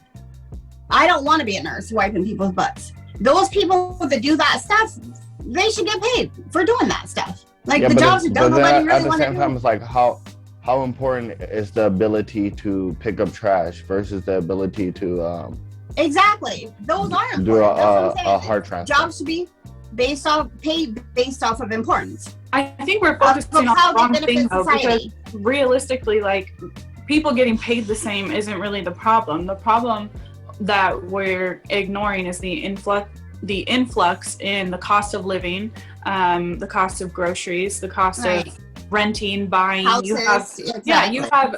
If someone goes to school and gets a degree and they're a neurosurgeon and they worked hard to get that higher pay, then by all means they deserve that. But Absolutely. the people who didn't go to school or did and they're working these lower paying jobs, those jobs should still have to compete with the cost of living. These companies should still Exactly. accommodate what the whole city or wherever you're at is changing to be. Like, I think it's ridiculous that we can live in an area and that area is constantly changing. I think prices are going up, rent's going up, but the places that you're working, your income's never going to go up. So it's like you either have to try to figure out how to get a different job to make more money, or you have to downsize, or you have to get a roommate, or you have to start working multiple jobs. And it's just like, realistically, that shouldn't be right. Like, a person should still be able to work a full-time job and be able to live and pay bills. Right. Yeah. Exactly. And on that same, but on their own, like, not a lot of people, Yes. nobody can live on their own right. working a minimum wage job. Exactly. Well, Yeah, it's impossible. And on that same note, with Eminem on, about people getting paid based off of, importance of their job, of not being that way. So you know how we were saying neurosurgeons, if they went to school or whatever, they're still getting paid more. But like, they're charged more for neurosurgeons. They're charged more for getting surgery on your brain. So if you go to a hospital, your bill is astronomical, and so that neurosurgeon would still end up getting paid more anyway if we're going based off of the amount of revenue that's coming in. Mm-hmm. So, I mean, and that just goes to show, like, from the beginning, like, these companies, when you're making X amount of revenue, you should be able to put that money back into your company and pay your employees. Exactly, back to your employees. Right. I think there are a couple companies that do that, like Wenco is one of them. They call it employee owned. Mm-hmm. So Wenco, I guess, their employees get whatever is made, and then their income is based off of whatever their revenue is. Interesting. I know that Apple, when you work for Apple, they give you stocks, some of their stocks, and when you leave the company, you get to keep it. So that's awesome. And their stocks, I mean, I know someone who did go to work there, and the stocks that they got it's like decent stocks. It's not like the cheap penny stocks. You have to wait your entire life and you're gonna make like $10. It's actually like a good stock amount. And wait, so you can just work there at Microsoft for like a month and then quit, and you got Apple. It's Apple, Apple. yeah. So you just work at Apple for like a month and quit. You got some Apple stock. Yeah. Well, it's probably like 90 days at least. I mean, yeah, I'm sure the probation period. Yeah. you gotta like be there for. You just try to start. You're like, but it's just things. I work here. Give me things my like stuff. that. Oh, That I quit. And I know, like, there's certain companies that'll pay for your schooling, or like will put back into things like that for young employees that are just starting out, which is good too. But yeah, stocks are nice. I'll take stocks. Well, this CEO made this decision about 6 years ago. So there's actually, we can do an update and we can see how well this system actually worked. Like, because he had to survive a pandemic, right? Right. Yeah. So we can see an update on it and see how well. I mean, it sounds like it was a credit card processing company. So, I mean, through a pandemic, he still should be doing pretty good, unless people weren't paying their credit card bills. But they had a lot of bailouts for a lot of people weren't paying their credit cards during the credit right, card. but they had a lot of bailouts for those too, for credit card companies. Like government assistance. Yeah, government assistance programs for them. So they still probably did all right. My question is, if this model works, do you guys think the other big companies will be mad at him if he can prove that this system works And now employees are like, hey, we need a pay raise. We know you need a pay raise. We need all that, run it. It's not gonna make them do it. Yeah, it's not. They probably can be pressured into it though. I mean, if you start, employees ain't gonna go nowhere. They caught in wage slavery. I mean, they ain't gonna give up. They ain't gonna give a nice chunk of change up if they working. But if he set the model for it though, I wonder if other companies would be like, hey man, you need to chill out. See, the thing is, like, when unions were just being created, employees would do more than just not work. Like, they're not just gonna not work. They ain't gonna let you just have other employees come work either. Like when the Irish would go on strike and they would try to bring in Chinese workers, like the Irish are gonna be messing up. They're gonna be throwing stones at y'all, burning stuff down. Like, they're not gonna let these Chinese workers just come replace us. So Right. like, if I'm not saying that should happen, but if the American citizens today did the same thing, it was like, not only are we not gonna work, but we ain't gonna let other people come work here either. Like, whatever Right. that means. If that means Well, they can work the thing. like if that means we gotta lay down in traffic, or if we gotta create a body-to-body human bridge to where y'all Right. can't go past us, whatever it is, ain't nobody gonna work. Period. They get some results. The people Like looking at strikes and stuff do actually work, especially if you're coordinated, because that's the one thing they actually feel is you hurting their money. Oh, absolutely. Okay, this is hurting my money. Let me change this. Like, that's why Gandhi was so effective, is because how large the population of India is. Like, if he say stop doing something, and the population of India listen to him, like, that's going to create devastating, like, outcome for other places in the world. It's not just going to be like, oh, okay, y'all burn down some stuff that have insurance. Woohoo. Right. I mean, there's still those deductibles. Hey,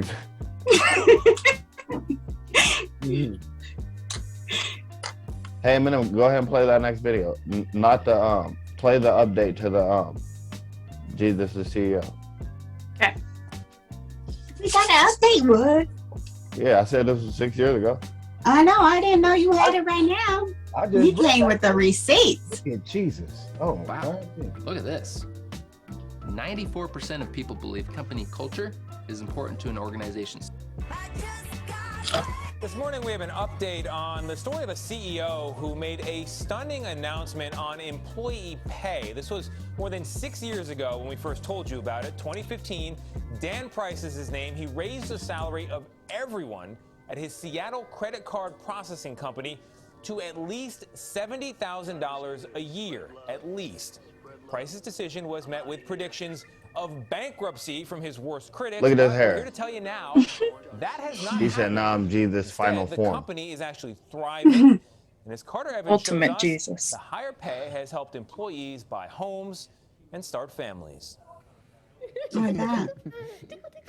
New parents and coworkers, Carrie Chen and Alex Franklin, can't wait to introduce their son to colleagues at work, a company they say made it possible for them to begin a family in the first place. And you weren't the only ones that had a baby, huh? No, everybody had a baby. So it's a baby boom here. Everybody. Why do you think that's happening. They put some in the water. Listen, they happy. A credit card processing company with a CEO who 6 years We ago got to remember it was COVID too. did COVID babies. everything. Right. And we're going to have a minimum $70,000 pay rate for everyone that works here. Oh, the update this week. You had people making $35,000 a year, but you told them you were going to double their salary. Yeah. And then you actually had to do it. Right. How did you pull it off? Well, it's tricky. You know, I took the $1 million pay cut. That's right, $1 million pay cut. Dan Price was And that's why I call simultaneously him hailed as Jesus, a the hero CEO. and eviscerated as an enemy of capitalism. Lunatic of all lunatics, Dan Price. Personally, I think he's a socialist. The whole Lunatic. company is Wow. a case study in MBA programs because it's going to fail. But that didn't happen. Because he took a pay So you've cut? almost doubled the number of employees. Yeah. And you've tripled business. Yeah. And you're still $1 paying million a pay minimum cut. of $70,000 a year. Correct. How much do you make? I make $70,000. How's it gonna To fail? pay his own bills, Price downsized his own life, sold a second home he owned, and tapped into his own savings. I think it was a big risk. Andrew Haffenbrack teaches at the University of Washington's Foster School of Business. It does go against what people expect and what we usually see in terms of corporations and companies. These days, average CEO compensation is 320 times more than the salaries of their typical workers. This shows that isn't the only way for a company to be successful and profitable. Do you pay what you can get away with, or do you pay what you think is ideal or reasonable or fair? Why aren't more companies doing this? I would say that's the failure of this. You know, I feel like I've been shouting from the rooftop like, this works, everybody should do it. And 0 big companies are following suit because the system values having the highest return with the lowest risk and the lowest amount of work. But Price thinks Gravity's returns are up in large part because bigger paychecks have led to fiercely loyal employees. Is there like one black person there? I know, So when you have employees staying twice as long, their knowledge of how to help our customers skyrocketed over time.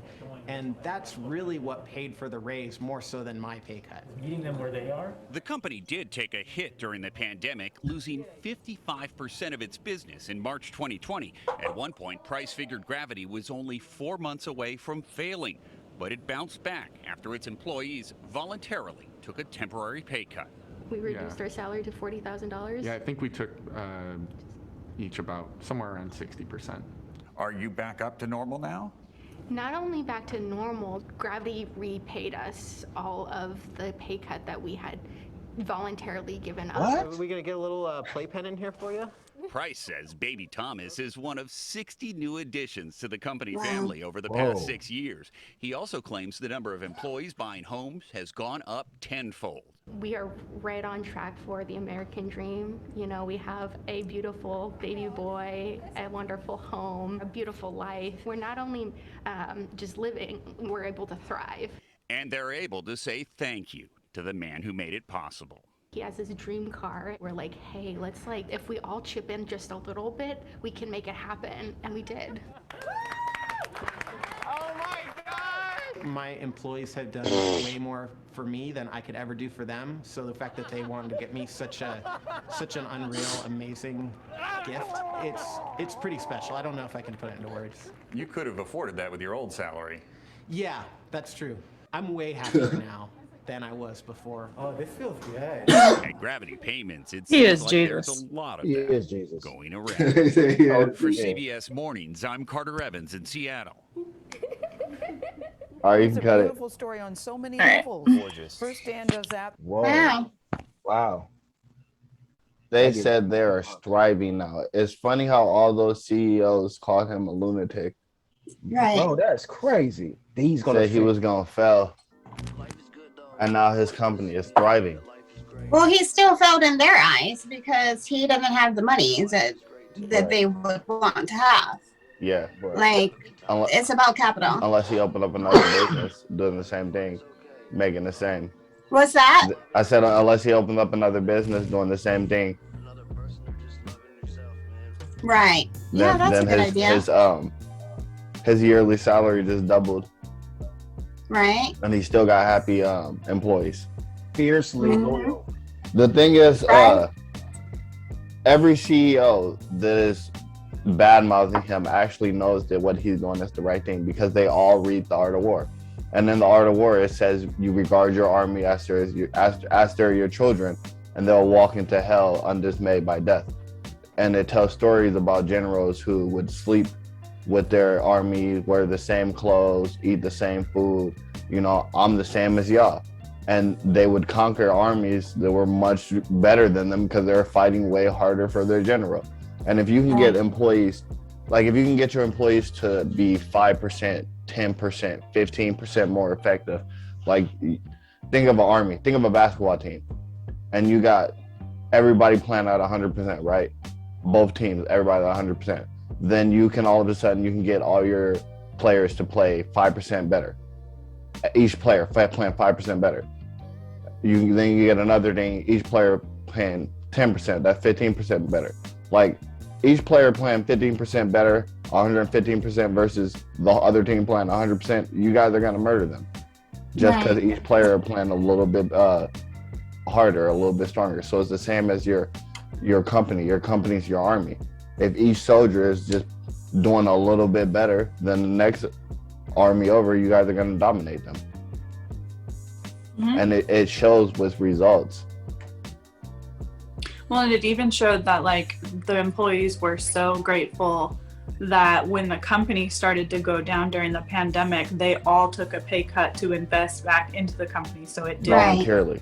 So like they were extremely happy enough to cut their funds to put it back into the company to make sure that it thrived. So I mean, that's a working machine. Right, because like they didn't know for sure if the company would have actually succeeded. Like if they would have actually bounced back. They didn't know for sure if it would bounce back. So they were willing to risk 60% of their income. Exactly. Not knowing if the company was going to bounce back. And that is like loyalty. Well, that's some ride or die. On top of that, the 60% of income that they were risking still had them at making more money than minimum wage.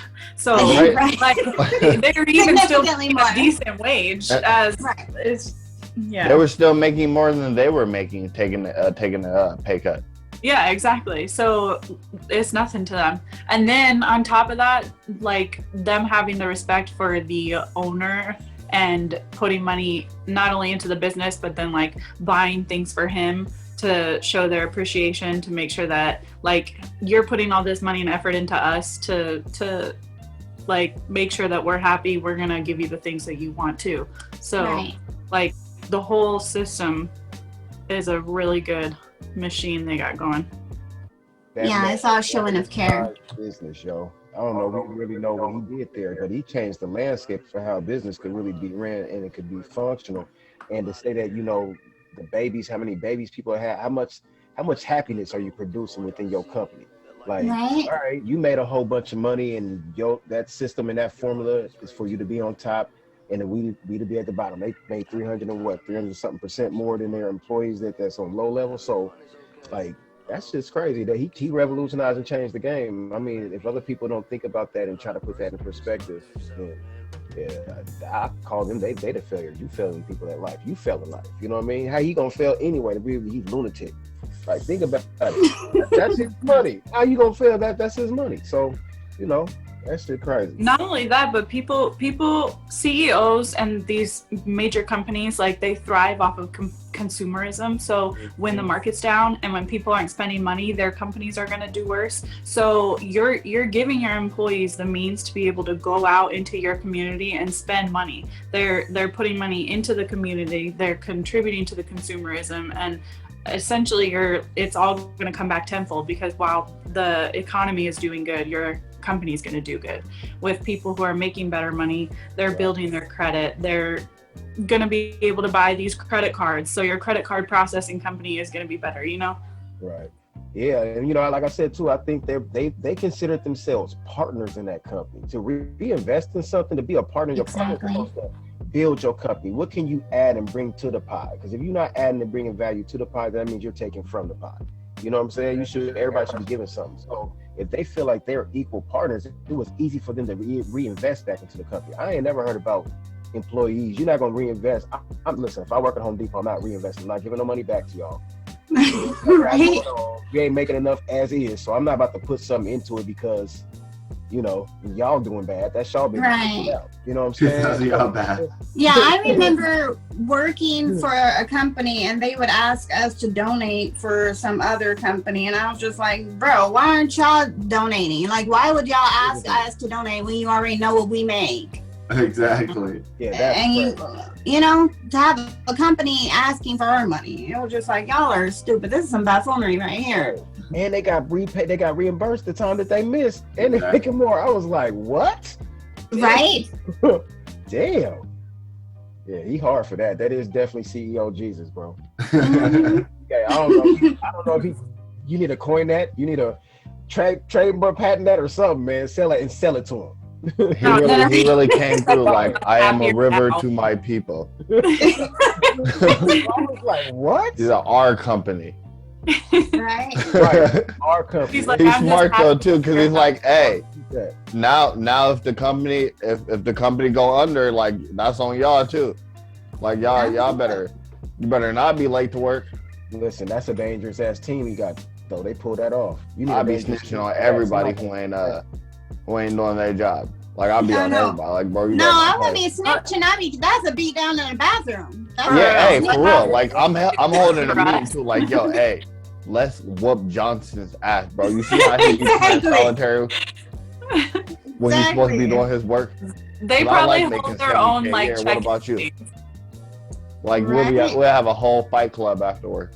Exactly. There no snitching. Holding each other accountable. Like you slipping, we can't have this. You're risking all of our positions here. We're happy. We're doing good. I would come there with the numbers. Like yo. I bet they have those conversations. I looked at the report. Right. Your numbers are down. Like I'd be like, you see everybody else's bar? You see how it's up here? You see how your shit's way down here? You Right, see how it's way down here? You gotta slap him with the paper. Because you play with my money now. Right. Like you play with my company. You gotta get these I numbers make as up. much as the CEO. We are the CEO. We are the CEO. Exactly. We are the CEO. Play too much. That's it. His people is producing babies in homes. He said left side. That sounds like a winning situation. Yeah, you be playing too much. But yeah, I want to talking work about there. playing too much. I think this person in this next video takes the cake for playing too much, because I think this would be like at my wit's end of you done pranked me too much. Go ahead and play this next video. Wake up, babe. I'm possessed.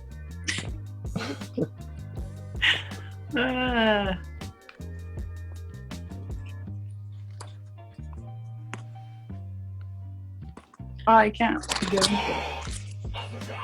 Hold on.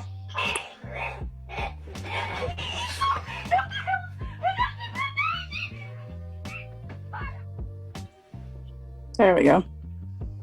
You make it big like you did the other ones? Is it not? No. Oh, this is how big it will go. No, that's yeah.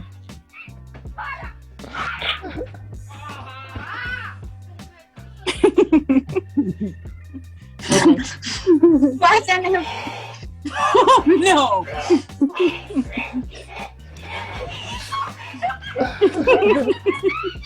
Why she throwing shit at him though? Why did he flow in? He could have. Why is she assaulting him if he's going? Hold on, stop it. I'm going through it. Why are you assaulting me? That's not gonna stop me. She probably seen the stool that he was underneath. He should have put a blanket over that. Like that would have made that so much better if he had to put that underneath the sheet and then lay it on that. I'm saying it's like that's a heart attack. I would have had a heart attack and then I would have went into action. The sounds he was making was the best though. Like those pretty legit possession. If his fingers would have been all twisted up and contorted, I would have been like, oh hell no. I'm out. It's like in her mind he's floating. Like Right? What more do you need? How did he set that up while she was asleep? Upside down on the chair, put the chair on the bed. How hard are you sleeping, chick? She didn't wake up easy though. He was grabbing her. Took him. I almost thought he was gonna blow the joke. She wasn't waking up.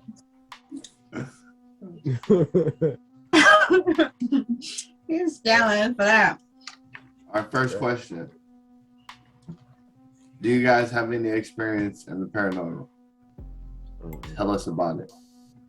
I have one. So I lived in this house. I think you lived there at that point. Where, at that point. Yeah. If y'all was in a house, then it was. Exactly. I was a kid, so you're there. So I think it's like a 5-bedroom house, but like at one point everybody decided to move downstairs. There was like 3 bedrooms upstairs. Everybody decided to move downstairs, and there was 1 bedroom on the main floor and 1 in the basement. And everybody lived in the 1 bedroom and in the living room because everybody was afraid to live in the bedrooms upstairs. But I was like, I ain't no punk. I'm gonna sleep upstairs. Ain't nobody punking me on my room. This is like the first time I ever had my own room. Yeah, I feel that. So I'm gonna have my own room. So I'm just upstairs in my room, and like all of a sudden, like gradually the lights stopped working. So first it was the ceiling light, it stopped working, and then and like we'll put light bulbs in, and it just first it would be like flickering, and then all of a sudden it just stopped working, and I'll put light bulbs and it just wouldn't work at all. Like was you? And then, Was you hitting the switch? Yeah, it stopped working. Like it just wouldn't work at all. Like the wiring just wouldn't work. I'm like, don't act like you don't know. Shut up. So one night I was using the closet light to read. So I'm laying in the bed and I'm reading, and I'm using the closet light, and I'm just like reading my little book. And then, okay, so this night the day before I cleaned out my entire closet. So the closet is completely empty. And there's nothing in there. Nothing at all, because everything's taken out of the closet. And it's like a big closet, and it has a light on in there. And so I'm using that light with the door open so I can read. And my door's like right here, and there's like probably 6 foot from my bed to the door. And I have, for the closet door, and I have the door open, I'm just reading my book. And I hear creaks coming from the back of the closet. And the closet is probably like 14 feet back. It goes all the way 14 feet back. Okay. And probably like 6 more feet deep. And so I hear creaks going from the back of the closet, like 14 feet, creak, creak, creak, creak. That's a big ass room, though. I can see why you was trying to risk it all. Okay, my room. I was trying to okay. And then I hear ting, and the light turns on. And I'm like, what the fudge? I mean, I wasn't paying any attention to the creaks or whatever. And I'm just reading. I put down my books, and I get up, and I turn on the light, and I'm looking, and I'm like, what the hell? And I figure at this point, I'm just thinking, it's like the sound of like when the lights were just flickering off before. And I was just like, whatever. So I go back to reading my thing, and the light went out again.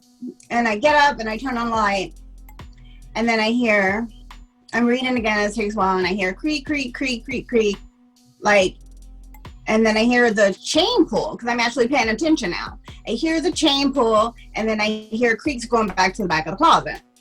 And I get up, and I'm looking here, and there's like, I turn on the light, and I'm looking, I'm like, what the fudge? And then there's like this fog. It looked like the cloud was in the closet. And then I'm like looking around the cloud, like I'm trying to see, like my mind's not comprehending that cloud shouldn't be there. And there, like, obviously there shouldn't, like, why am I looking around the cloud to see what's in there? like my mind's not comprehending that this cloud is the problem. Exactly. There shouldn't be this fog, And so I was just like, whatever. I went back into the bed, and I continued to read like a ding dong. And then the thing, I heard the pull again, and the creaks going back in the closet, and I was like, F it, and I went to sleep. I told my family this story, and I actually, like, in my mind, I kept thinking that it was my boyfriend in the closet playing a trick on me. Like, my mind wouldn't comprehend that there was clearly something supernatural going on. Yeah. My mom was like trying to rationalize it, like, no, there's somebody in that closet, and they just like real sneaky, or on like the trash bag dude. Your mind, it's like your mind was saying, bro. Camouflage. Like your mind was saying, yo, this is a ghost. And then I said your subconscious was saying, yo, there's something wrong going on. And your mind was like, girl, though, this room. You better this room. Look at this room. Exactly. We keep in this room. So, and then my mind was like, okay, so then it must be my boyfriend. He's camouflaging or something. He in there. You tripping. And so, and I was just like, whatever, I'm going to sleep. So I just went to sleep, stopped reading my book and went to sleep. But then when I told my boyfriend about it, he was like, you like one of them crazy white chicks on the movies investigating sounds and stuff. Like, why did you stay in that room? I mean, And what I do was you, like, in those situations, I would just go to sleep too. Because if you're just going to turn off and on the just lights, keep fighting with the ghost all night. plus, it's like the ghost is just trying to play little jokes. Like, I ain't got time for this dude. I'm going to go to sleep. Like, you're Right. turning on and off the lights. Like, if a human was doing those same things, would it be scary? Right. Like, no, it's just annoying. Like, you got a kid joke. Like, when the ghosts start touching me and throwing things at me, Right. that's the story. Exactly. Or throwing everything out of the cabinet all angrily. Yeah, thank God I've never experienced anything like that, but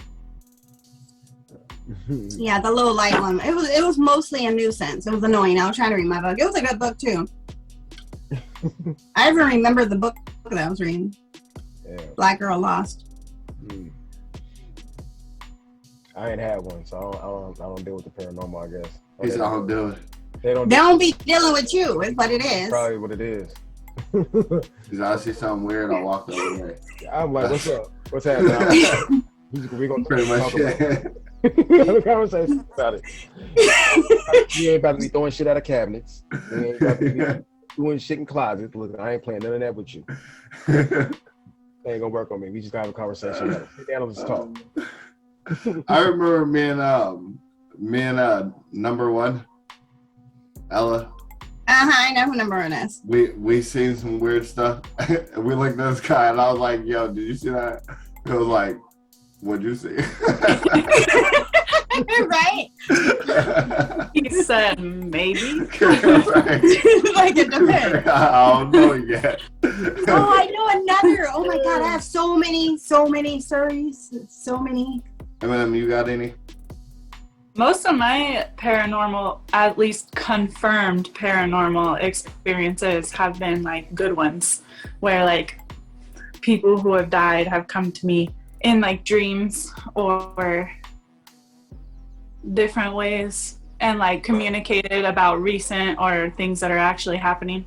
So, but those are like good. I've had like doors open and there'd be no explanation for it, but that's all. I can't really confirm or deny. Paranormal is still paranormal. But yeah, good paranormal. I've had multiple people who have died come to me in dreams or in other ways and actually communicate like effectively real messages about current events. So that's cool. That's dope. Your ancestors, they're still looking out for you. Yep. Ask them if they can tell you something about this Powerball. Oh, they only 500. It's at like 500 and something million. No, I think honestly, I think Eminem could actually, like, if she could try to channel it, right? Because that's just remote viewing. Mm-hmm. I mean, we could lab up. Give it a try. What's there to risk? I mean, all they can say is no, right? Exactly. Yeah, right. I mean, hey, I gotta tell y'all a story. I have to tell you a story about that. This is so funny. She said all they can say is no. So you know how they say, they tell men, oh, you just go approach a woman. All she can say is no. And I'm like, I have sisters, and I'm telling you that's a lie. Like, I'm telling you straight off the back, that's a lie. So I was at the bar, right? I was working, and this dude was talking to me. He was like, "Oh man, that chick is hot. I'm gonna go talk to her." And he walks up to her. He's like, "Hey," she's like, "What?" She's like, "No," and she's turning around, right? She keeps talking to these girls, and then he tried again, and she rolled up on him. She rolled up on him with her hand in her jacket, like, "You need something?" You're like, "You need something?" Yo, this was a white chick. This was a little white chick. She had I had to move her jacket to see if she actually had a gun. I was like, "Yo, like you can't bring that in here." Yeah, like, how'd you get that in here? Like, oh wow, you're all kudos, but no. Yeah, but I thought that was funny. Like she rolled up on him, and like, "Can I help you?" The funniest part is how stupid he was to approach her again. It's like she met him with pure aggression. Like he kept trying. Like he kept trying. Once, like he's like, "Oh, now I got you to engage in conversation." I hate that. I hate that. Like, literally, if I'm telling you no, I leave can me tell you alone. why I was engaged in a conversation with you in the first place. And she was like, "Bro, no, I'm a lesbian." She was like, "You see me trying to get at these chicks over here." Leave me the hell alone. Wow. He seriously pissed her off. I was laughing so hard. I was like, She was insulted by the fact they was trying to get at her. I was like, yo, if my woman ain't curving people with that type of energy,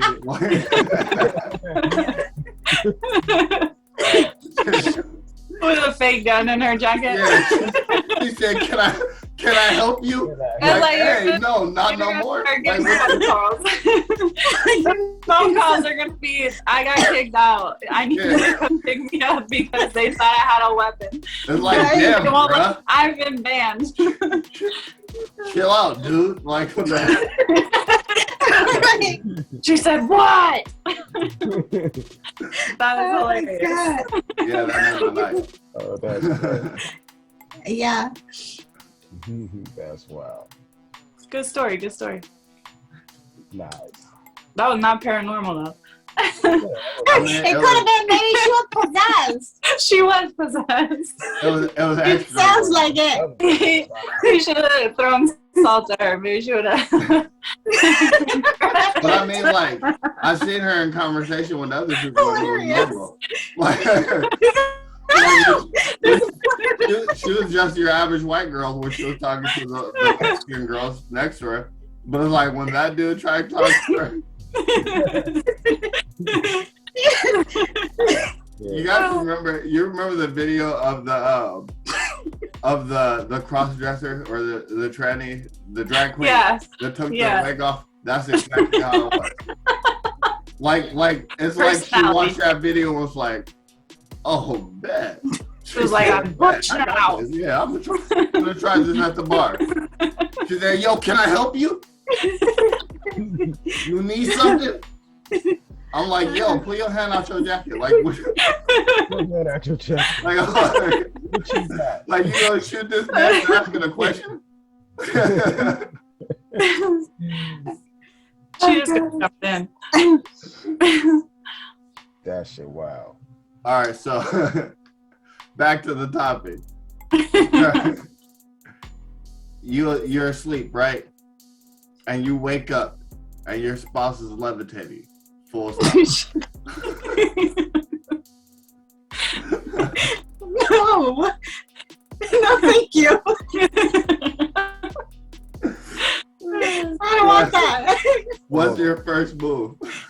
I'm getting salt. I'm not even kidding. I'm gonna get salt and I'm creating the salt circle because there ain't nowhere else you're going. Like you're staying right where you are. I will create the fullest salt circle around your body and then we'll deal with the situation. Right. But I need to make sure you can't go nowhere first. Right. Yeah, I've seen enough Supernatural and Charmed to know about that salt circle. I'll throw some crystals around too, just for good measure. Try to change the energy in the room, like right. Get some sage and stir. Ooh, yeah, sage. Watch them start crying like it hurts my eyes. Yeah, that's right. I bet it stings. You started shaking the sage. Beast, be gone. Exactly. I'm performing full on exorcisms. I'm Bible and throwing some blessed oil on her. Like I got sage in the garden. First, you're gonna be in this salt circle. I'm gonna go get me some sage. I'm gonna light it. I'm gonna start blessing the circle. And then I heard that if you use some noise too, you can do a little shaky shake. Right. To add to the blessing. Like I'm doing the most. Y'all not gonna turn on the light? Blink it on now? I mean, yeah, just turn the light on, see what's going on. That's the first thing I'm No, the salt circle is first. Like I don't need the light. I need a salt circle. Wait, you never said nothing about being in the dark. You woke up. You just woke up. You just woke up. You sleep with the lights on?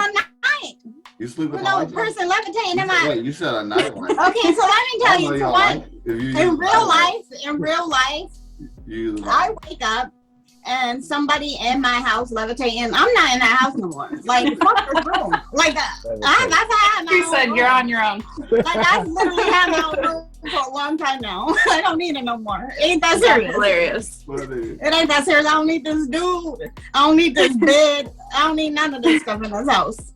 I'm not in there no more. So like, what am I hanging out with a dude? The least you could do is trap them in there. Like you ain't gonna help nobody else out. No. We live in an apartment complex.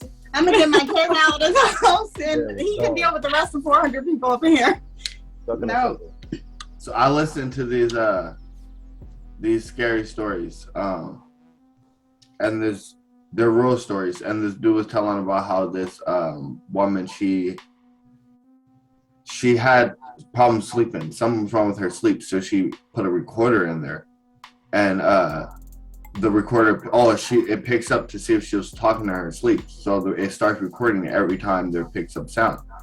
And one night she was going over the sound and she heard some click, click, click, click, click, click, click, click, click, click, click.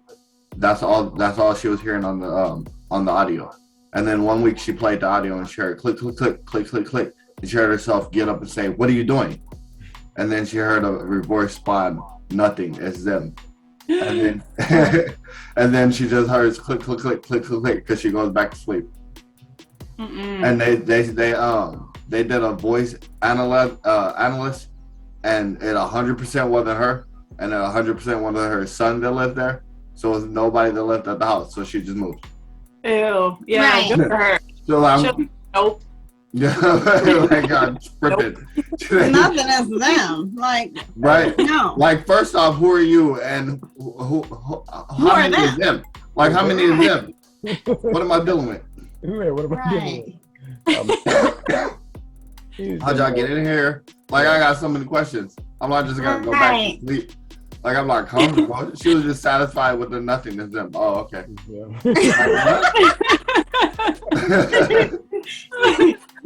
It's like I got a mini story. My sister, she was living on her own, going to college, and she, like, the house that she was living in was like a shared house, but her entry was like in the back. So she would open the side gate and go down the side of the house, around the back, and then to the door. But there was no like lights back there, so she would use the flashlight on her phone usually.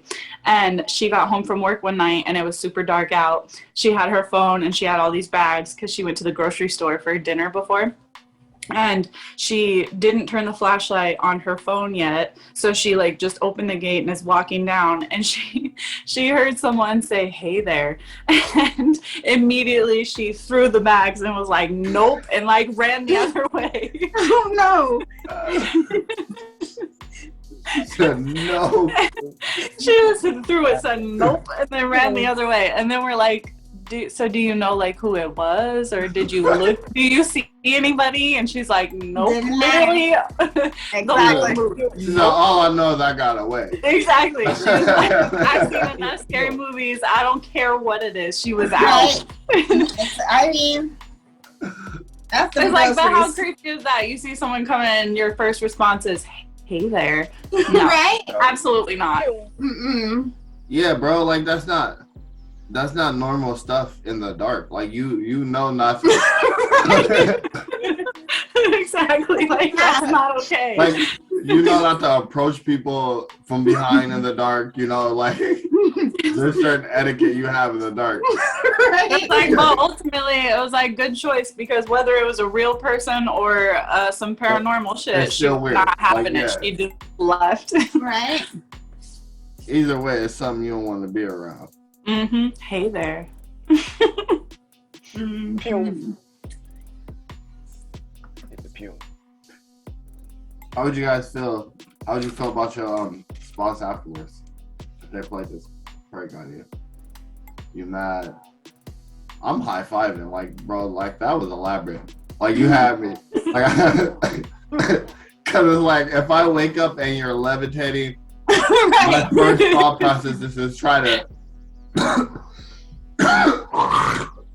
Ew, what? Cut that out. I'll be smoking. I'll be smoking. But my first thought process is to try to rationalize how is this happening?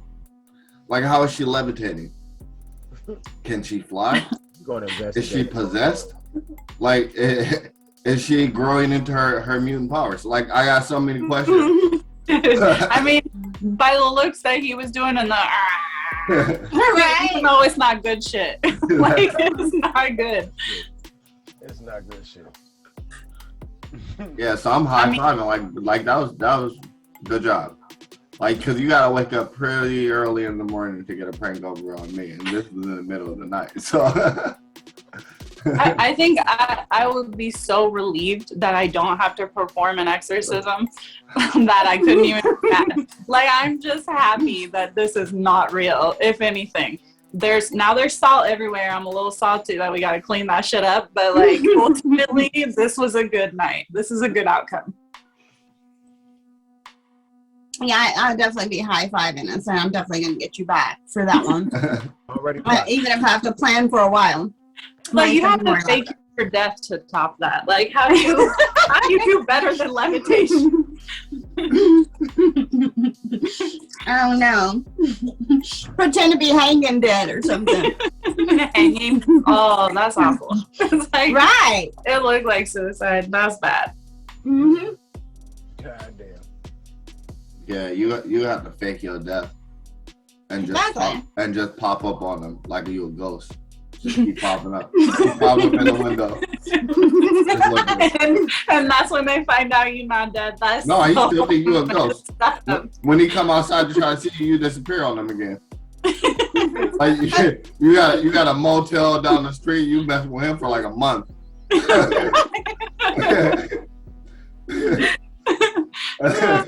Like it's gonna be kind of hard for you to convince him that you're actually alive when you're done drinking. Like, like, babe, no, I was playing. He's like, no, like, let me see.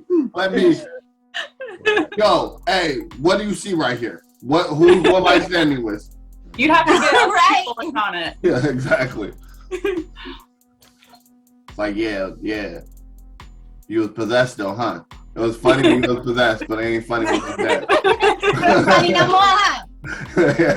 Play too much. Oh, that's messed up. All right. Coming up next, we're gonna get into our final topic, the last topic. Finally, this went quick. This is way better than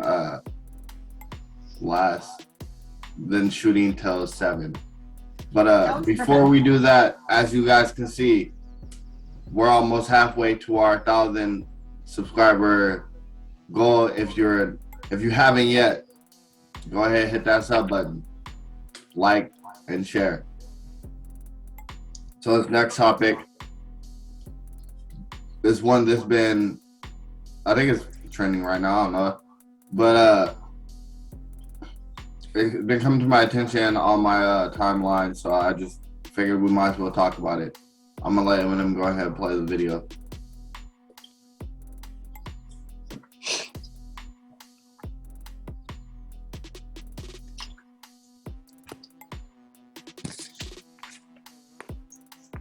Oh, that's not a video? Oh, it's not a video? I swear it's a video. It looks like a, yeah, no, this one's not a video. There is one, but clearly the second one is the video. Yeah. Warrant for Brian Laundrie as the search for him continues. The warrant is related to Laundrie's activities after his girlfriend, Gabby Petito's Why does death. it Now, look it like alleges he used credit cards in her name after she died. The FBI is still investigating the circumstances leading up to Petito's death, which they're calling a homicide. Laundrie is still considered, however, just a person of interest. But Florida, a law firm there, is offering now a $20,000 reward for anyone who can help find Brian Laundrie. In other developments tonight, Moab police officers and dispatchers will be scrutinized as a new investigation is launched into how they responded to an incident between Gabby Petito and Brian Laundrie. Fox 13's Haley Higgins spoke with experts about the disturbing interaction several weeks before Petito disappeared. Can I get you to step out of the vehicle for me, man? Praise and criticism towards Moab Police's interactions with Gabby Petito and Brian Laundrie in the middle of their National Park road trip. Told me I needed to calm down. Yeah. But I'm perfectly calm. I'm calm all the time. On August 12th, a bystander called 911 to report a possible domestic dispute. We drove by and the gentleman was slapping the girl. He was slapping her? Yes, and then we stopped. They ran up and down the sidewalk. He proceeded to hit her, hopped in the car, and they drove off. While officers made plans to separate the couple overnight, Utah law requires the officers to do more. In cases involving domestic violence, an arrest or citation is mandatory. There are no exceptions to that, and the officers didn't do either one. So technically, they weren't in full compliance with the law, but practically, their conduct seems to have been pretty smart. Greg Skorda says it appears the officers approached the call as if the couple suffered a mental health crisis instead. She just gets worked up sometimes, and I try and really distance myself from her, so like I lock the car. Laundrie's alleged physical violence was not brought up by either officer, according to the body cam video. Former Deputy Chief Chris Bertram argues critical information may not have been passed along from dispatch. The fact that an independent witness is saying that he is physically assaulting her is very important information when we're assessing.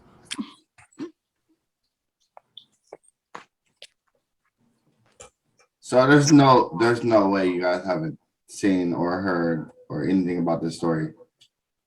What do you think? What do you think the truth is behind it? Because honestly, when I've seen the very first story of this, I was like, oh, the boyfriend did it, obviously. Because like, why'd you come home without your girlfriend? Period. Mm-hmm. Why didn't you call the family to see if she went there or she was missing? Like, there's no excuse. So the moment the boyfriend showed up without the girl, I already knew he did it. So what do you guys think the story is behind it?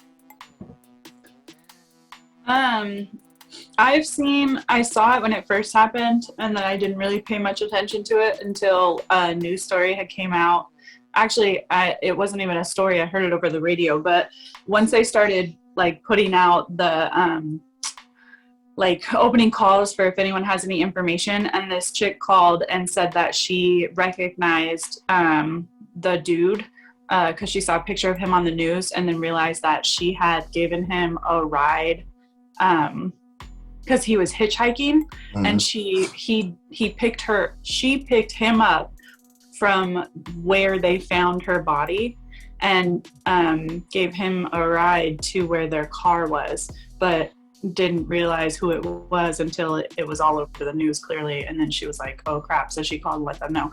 But yeah, my first thought was that he did it because he came home, like you said, and she was nowhere to be found, and he didn't say anything, and then his parents were protecting him and not saying anything, and it was all just pretty obvious. When did this happen? What'd you say? When did this happen? When? Just recently. This is recent. This is like Last week type thing. You know, I heard the name, but I don't know too much of the story. It was like early September. Basically, this chick and her husband went on a road trip, and they got this, or fiance. They went on a road trip. They rented this van, and they were doing this cross country thing. And they supposedly had an Instagram account where they were like posting videos of different sites that they were going to. And they were keeping in touch with their family. And last her family heard from her was like, there was like this week gap where they didn't hear anything from her, which was weird. And then all of a sudden when they started looking for her and went over to the house, they realized that the husband had came back, but the daughter wasn't. So they like tried to get a hold of him. They're like, what happened to her? And he wouldn't talk to any of them, and ended up going over to his parents' house. And then him and the parents started basically just not talking to anyone, and the police started getting involved and trying to investigate. And they couldn't find her anywhere, and kept trying to ask him and the parents where she was, and they wouldn't talk to them. So then they started this whole investigation to try to find her, and clearly they had been traveling everywhere, so they had to get a bunch of different like locations involved to do these searches. And yeah, once they found the body, he disappeared. Oh, he's still gone? Yeah, they can't find They him. still don't know where he is. Yeah, wow. Hey, if they put a reward out on him, I'm coming to get him. Like, you know where he at. Let's go hunt him Huh? down. Let's go hunt him down, Nine. Exactly. We're gonna hunt him down. That do us. We be hunting Right. down. Yeah, I feel like situations like that happen more often than not. This one, there were just a lot of police involvement, and there was a lot of cameras, and there was a lot of media involvement because they were on Instagram and they're. But I mean, this is kind of a typical DV situation. I think if it wasn't right, and they do often ignore people. It's usually not the person who was experiencing a DV that calls the cops, because you notice they didn't say she called the cops. She didn't call the police. Somebody passing by called the police, and the police didn't even acknowledge the fact that there was a DV situation when they came there. Like, why were they there? They didn't even mention the DV situation at all. And there's like a 100 minutes of body cam footage that they released, and I watched a lot of it, and it was obvious that it was a DV situation. Did they say so? They did mention that it was a DV situation. No, they didn't mention it. Right, exactly. I mean, I'm saying if you know what to look for. No, exactly. No, that's what I'm saying. My entire point is I know what to look for, and I know what the situation would be, and I'm saying you're saying it's obvious as one, but I'm saying the police didn't handle it as though it was one. No. And they're in Utah. Yeah. And so that is a place where you can have more than one life. Like, they care more about guys there. Like, when I went there for court with my sister to try to get my cousins to adopt them or whatever, they pretty much didn't even look at us like we were people. Like, we were women, so we didn't even matter. Did you say you They got really more only than care one about wife? dudes there. So she didn't matter. He was beating her. So what?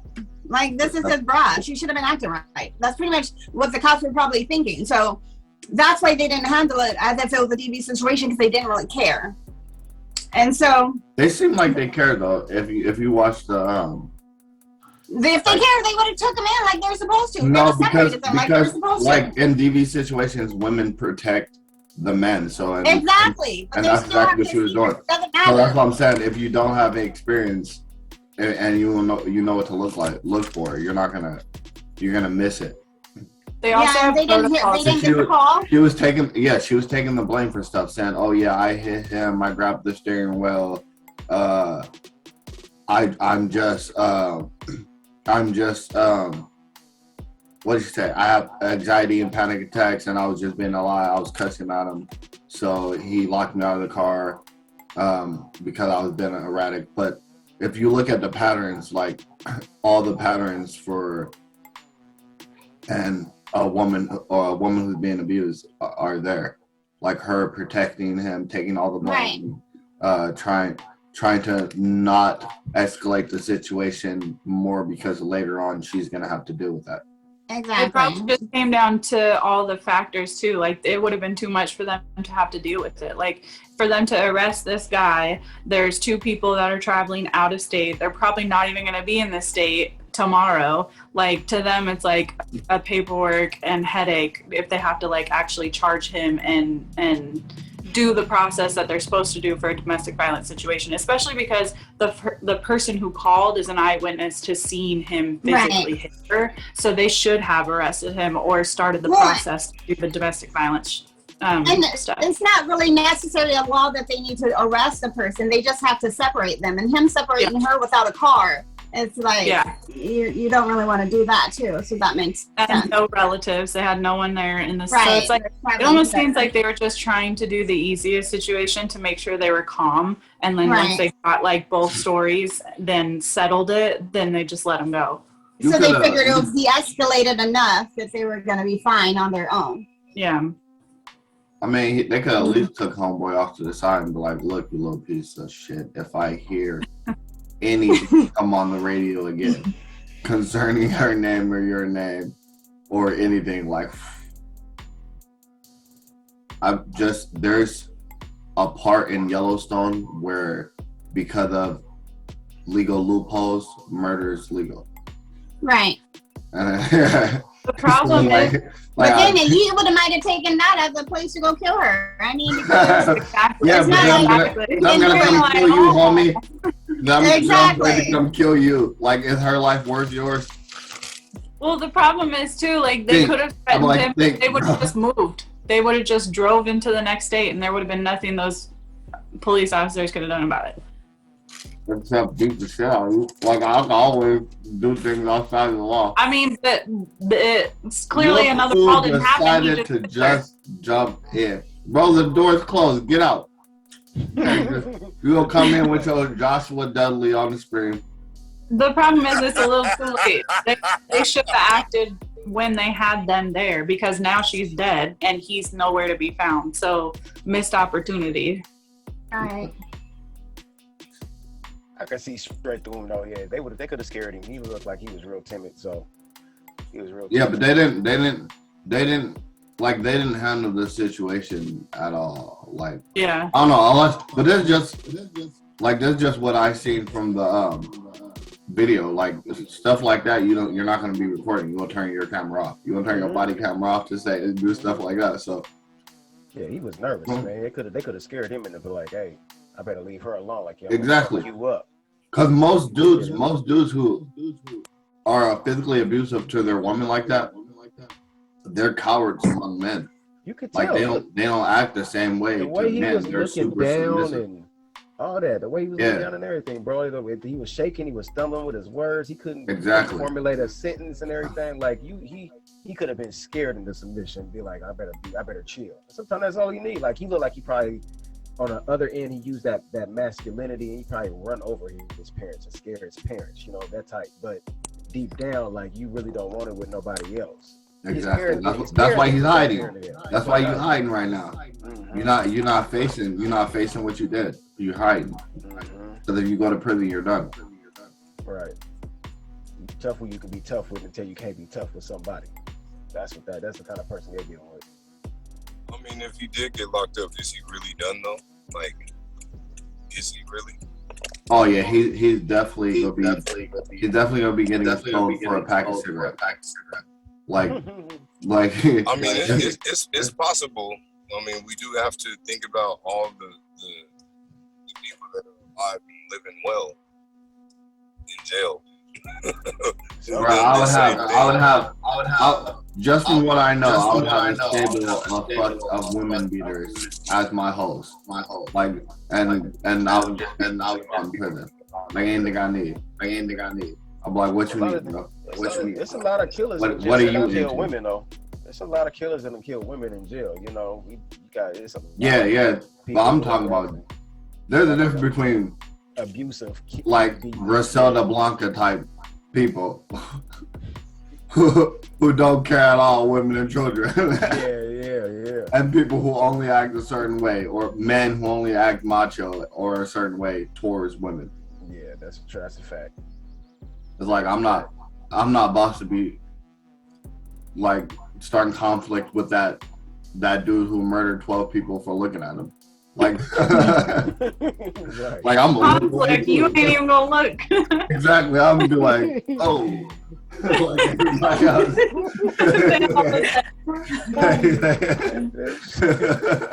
It's crazy. Oh shit. And like how bold he is to do something like that, because there's nobody that's going to date my sister. Take her to on a road trip or across the country. You show up back by yourself. Right. Period. That's what I'm saying. Like, even if she's alive and well, I'm still mad. I'm still mad. Nigga, what did you do? What are you doing leaving my sister by herself? Nobody she know. Like, nigga, what? The thing is, you would have came back. Period. Like, you're with us now until you don't find her. You won't be found. unless I look outside and the car's not there, because that's an indication that she left you.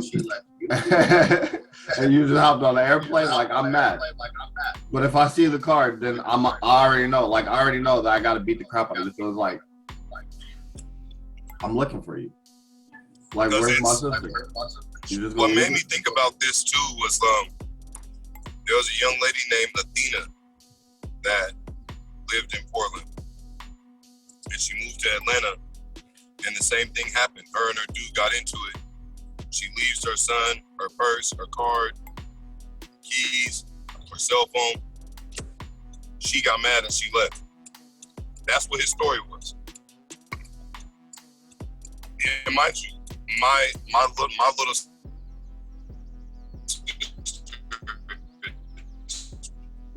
related to her. Bro, stop double cupping. Yo, internet.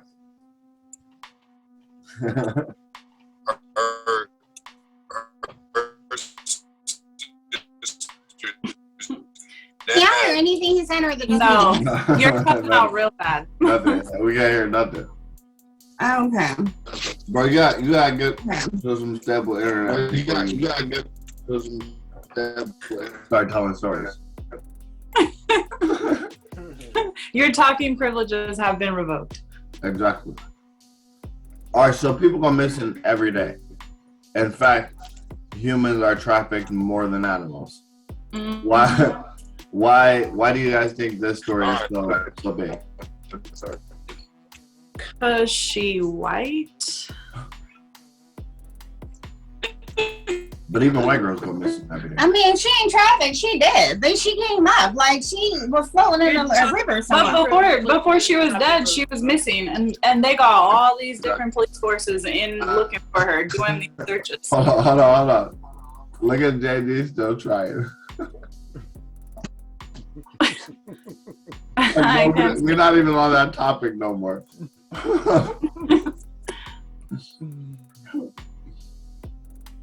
All right, go ahead.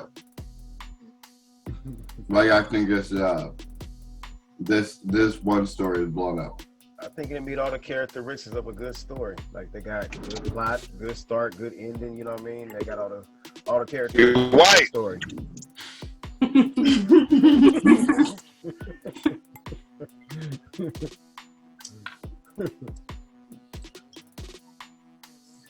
This is why white people don't become on the show.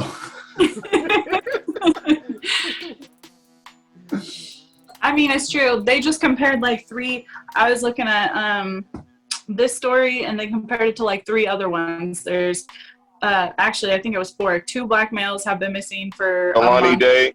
Yeah.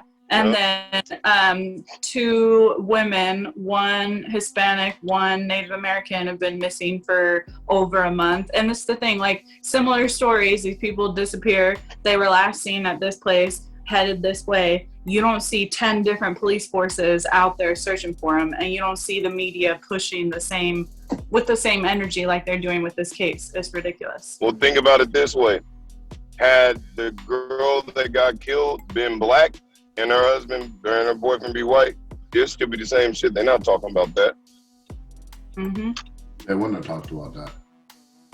That's not getting talked about. That is not getting talked Okay, about. but not only that, let's put it in the thing, even if the girl was the same, say her fiance was black and he came home without her, he would have already been in jail. He wouldn't have had a chance to escape. Exactly. You're already you did it. We just need to know where the body is. Exactly. Where is We're she? gonna find the body, and until then, you're gonna rot in jail or die on the way there. Exactly. We know you. And there could be footage. There could be footage. They wouldn't even say we just need to know where the body is. They would say we know you did it and we found the body. They would have found the body. Exactly. They're trying to get a confession out of you. Like we know you did it. We found the body. Yeah, and this dude been home for a whole week, and then they started the search process, which they've been searching for what? It's been about a week that they've been searching. So that's 2 weeks this guy wasn't taken into custody and was able to just run along. You would have died in Utah. Exactly. Yeah. Oh yeah, for sure. When you're hitting that, when they pulling up on you. For that DV, the DV call when you shut up. Because they gotta call you as beating some white girl. She'd be like, Another bar story. This white chick was like, 9 keeps abusing me. I'm trying to stay away from her. Me and another white chick. Bro, you can't say that. Like, you can't say stuff like that. It's not like, no. You can't say I was hitting you. You can't say I'm harming you at all. Like, that's not, you can't cry wolf to a black guy, to everybody else. Like, somebody go put on a cape and then somebody go get hurt. Right.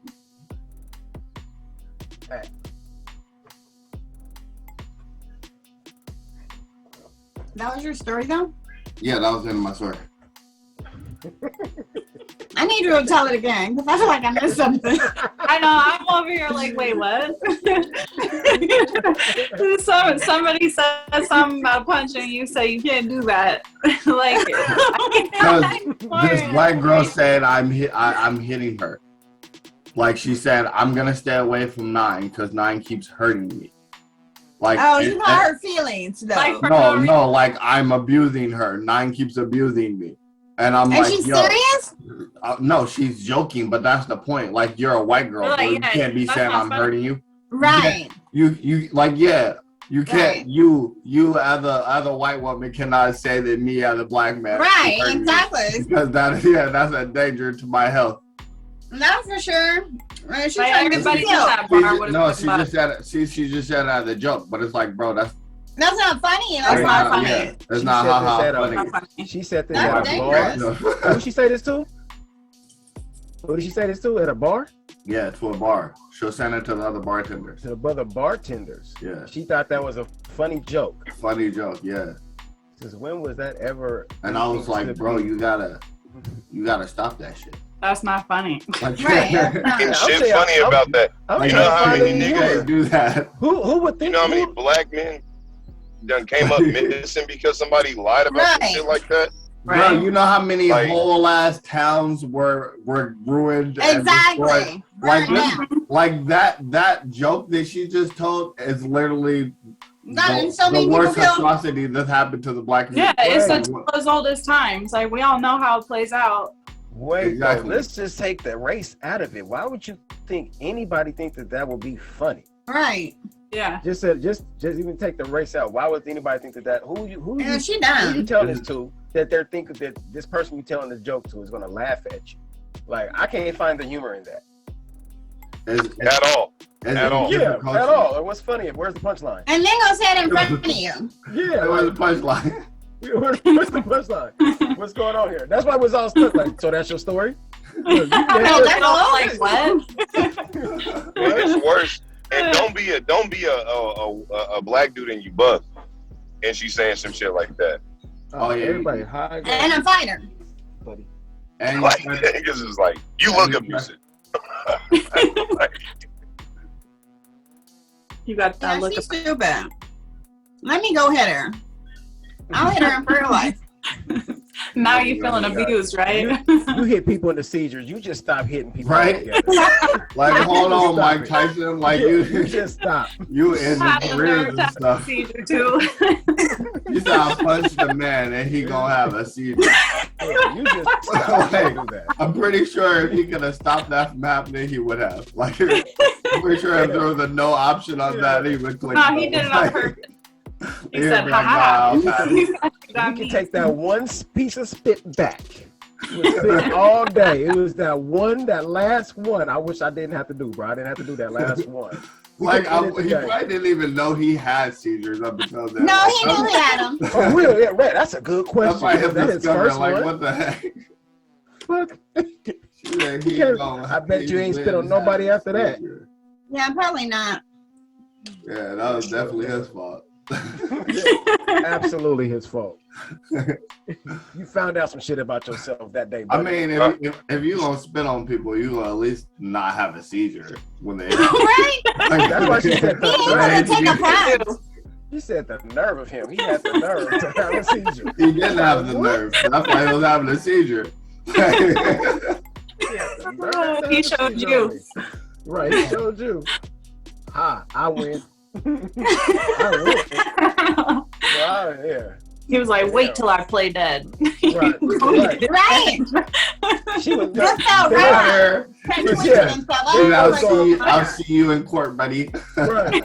They was going back and forth. My lawyers will be better than yours.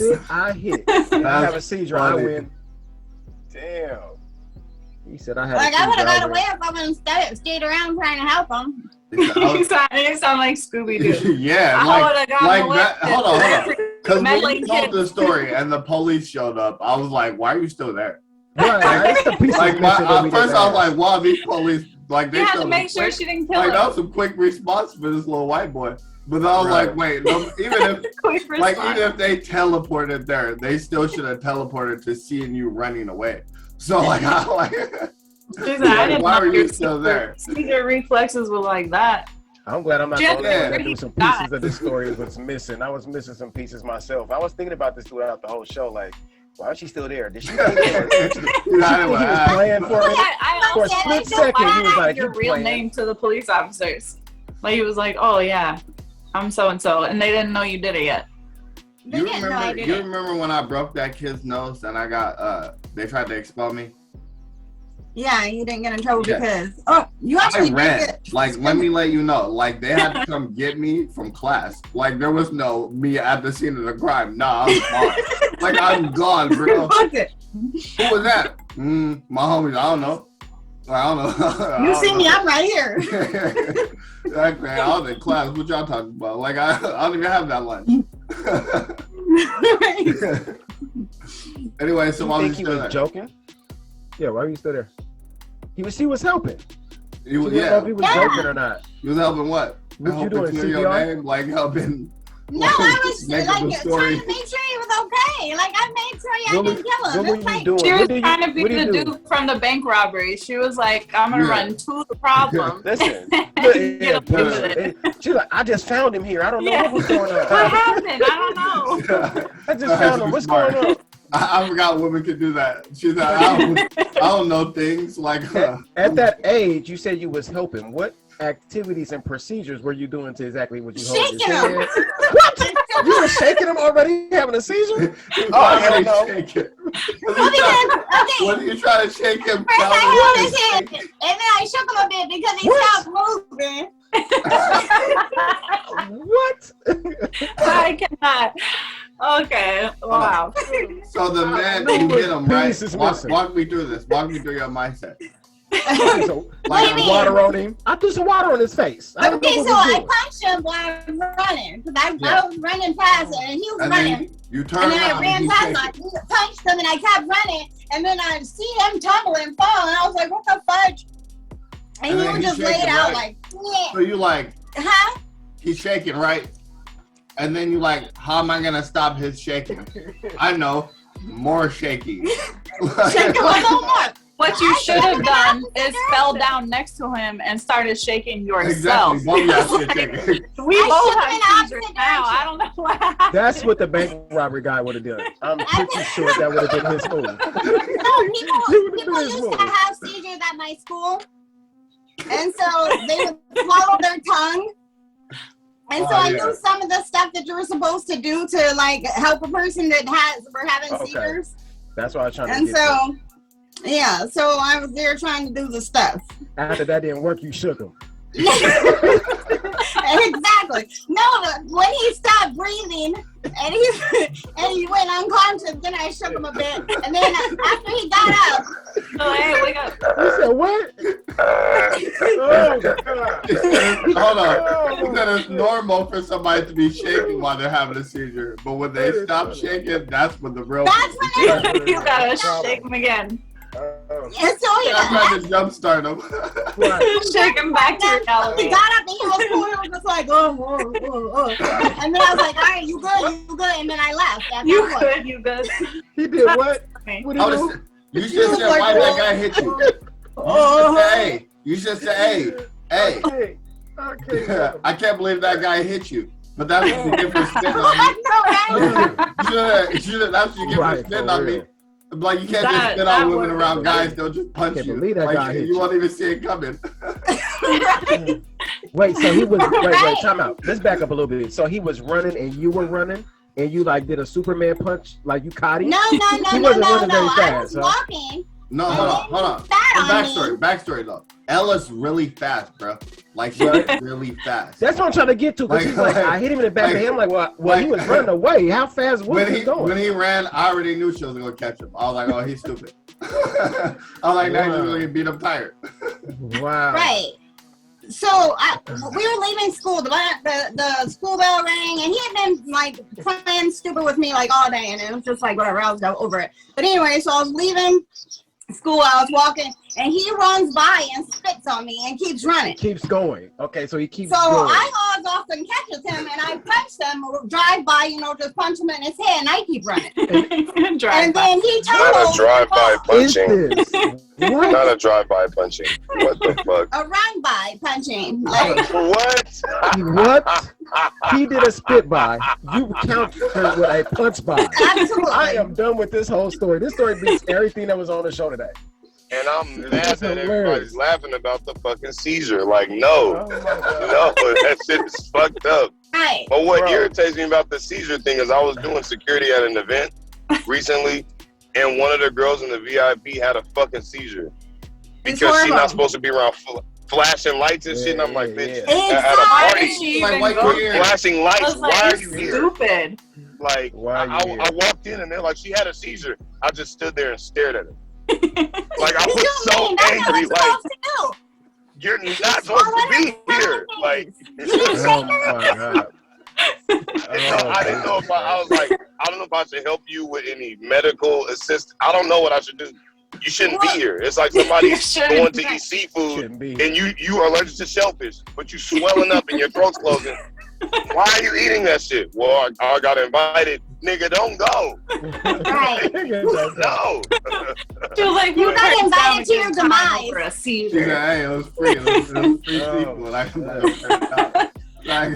It was Thirsty Thursday. She was trying to get her game on. I was so mad. I wanted her to leave. I did not want her there anymore. Like, go home. Go home. Like, hold on. So she had the seizure and then came to and stayed? Yes. No, bro. I was so angry.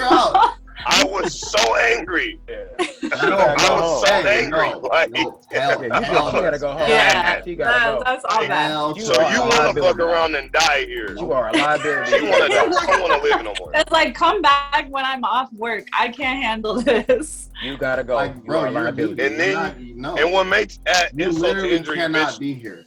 Like, you're around people that are drunk and high. What are they gonna do when you? Like, who's gonna take care of you?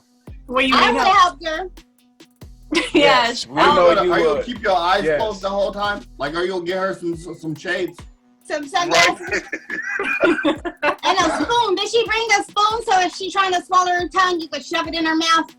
No, nothing. Like, that's what made me mad. It's like, if I know I have seizures, I'm about to have a hoodie on and some glasses.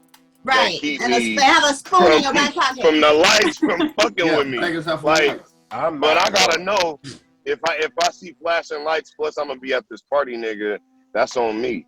Nigga, if something happened, nigga, that's my fault. Where did you hear you're supposed to shove a spoon down their mouth? At school. Like, there was a girl that had a seizure like once a week. Like, that's how people lose their teeth. You're not supposed to put anything in their mouth. That's what they were doing to stop them from swallowing their tongue. Was it a plastic spoon? A plastic spoon, of course. How do you have a spoon handy all the time? Hey, look in her left pocket. She got a spoon. She had a spoon. Because there that couldn't have been me. Like, there are those big popsicle sticks. That couldn't have would be more efficient. Absolutely. Less cost. Yeah, for sure. You pull out a spoon, I would have been like, who got the applesauce? Where's the applesauce? All of you. Who's got applesauce? Hold on. All of the viewers, do not trust any of these people if you have seizures. If you see any of these people having seizures on this show, don't. Listen, you heard it. Next thing you know, people are walking around professional medical advice. They pull out a spoon, you should be worried. This is not professional medical advice, viewers. Please keep in mind, this is not professional medical advice. Do not have a seizure if you know you have epilepsy. don't be at no party with me because I will just watch you shake. I thought for a second you were telling people if you have epilepsy, do not have a seizure around me. Nah, Keep that under lock. Do not have a seizure around me. You have epilepsy. We can't be friends. Sorry. Shake over there. Deal breaker.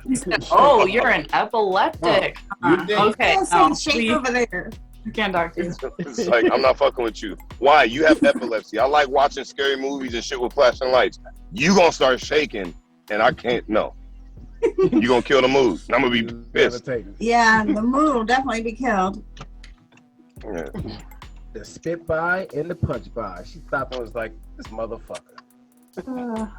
Spit by. I can't believe that happened. Spit by. What the fuck? Yeah, it was nasty too. She said, so I took off running and I punched by and kept going. I'm like, what?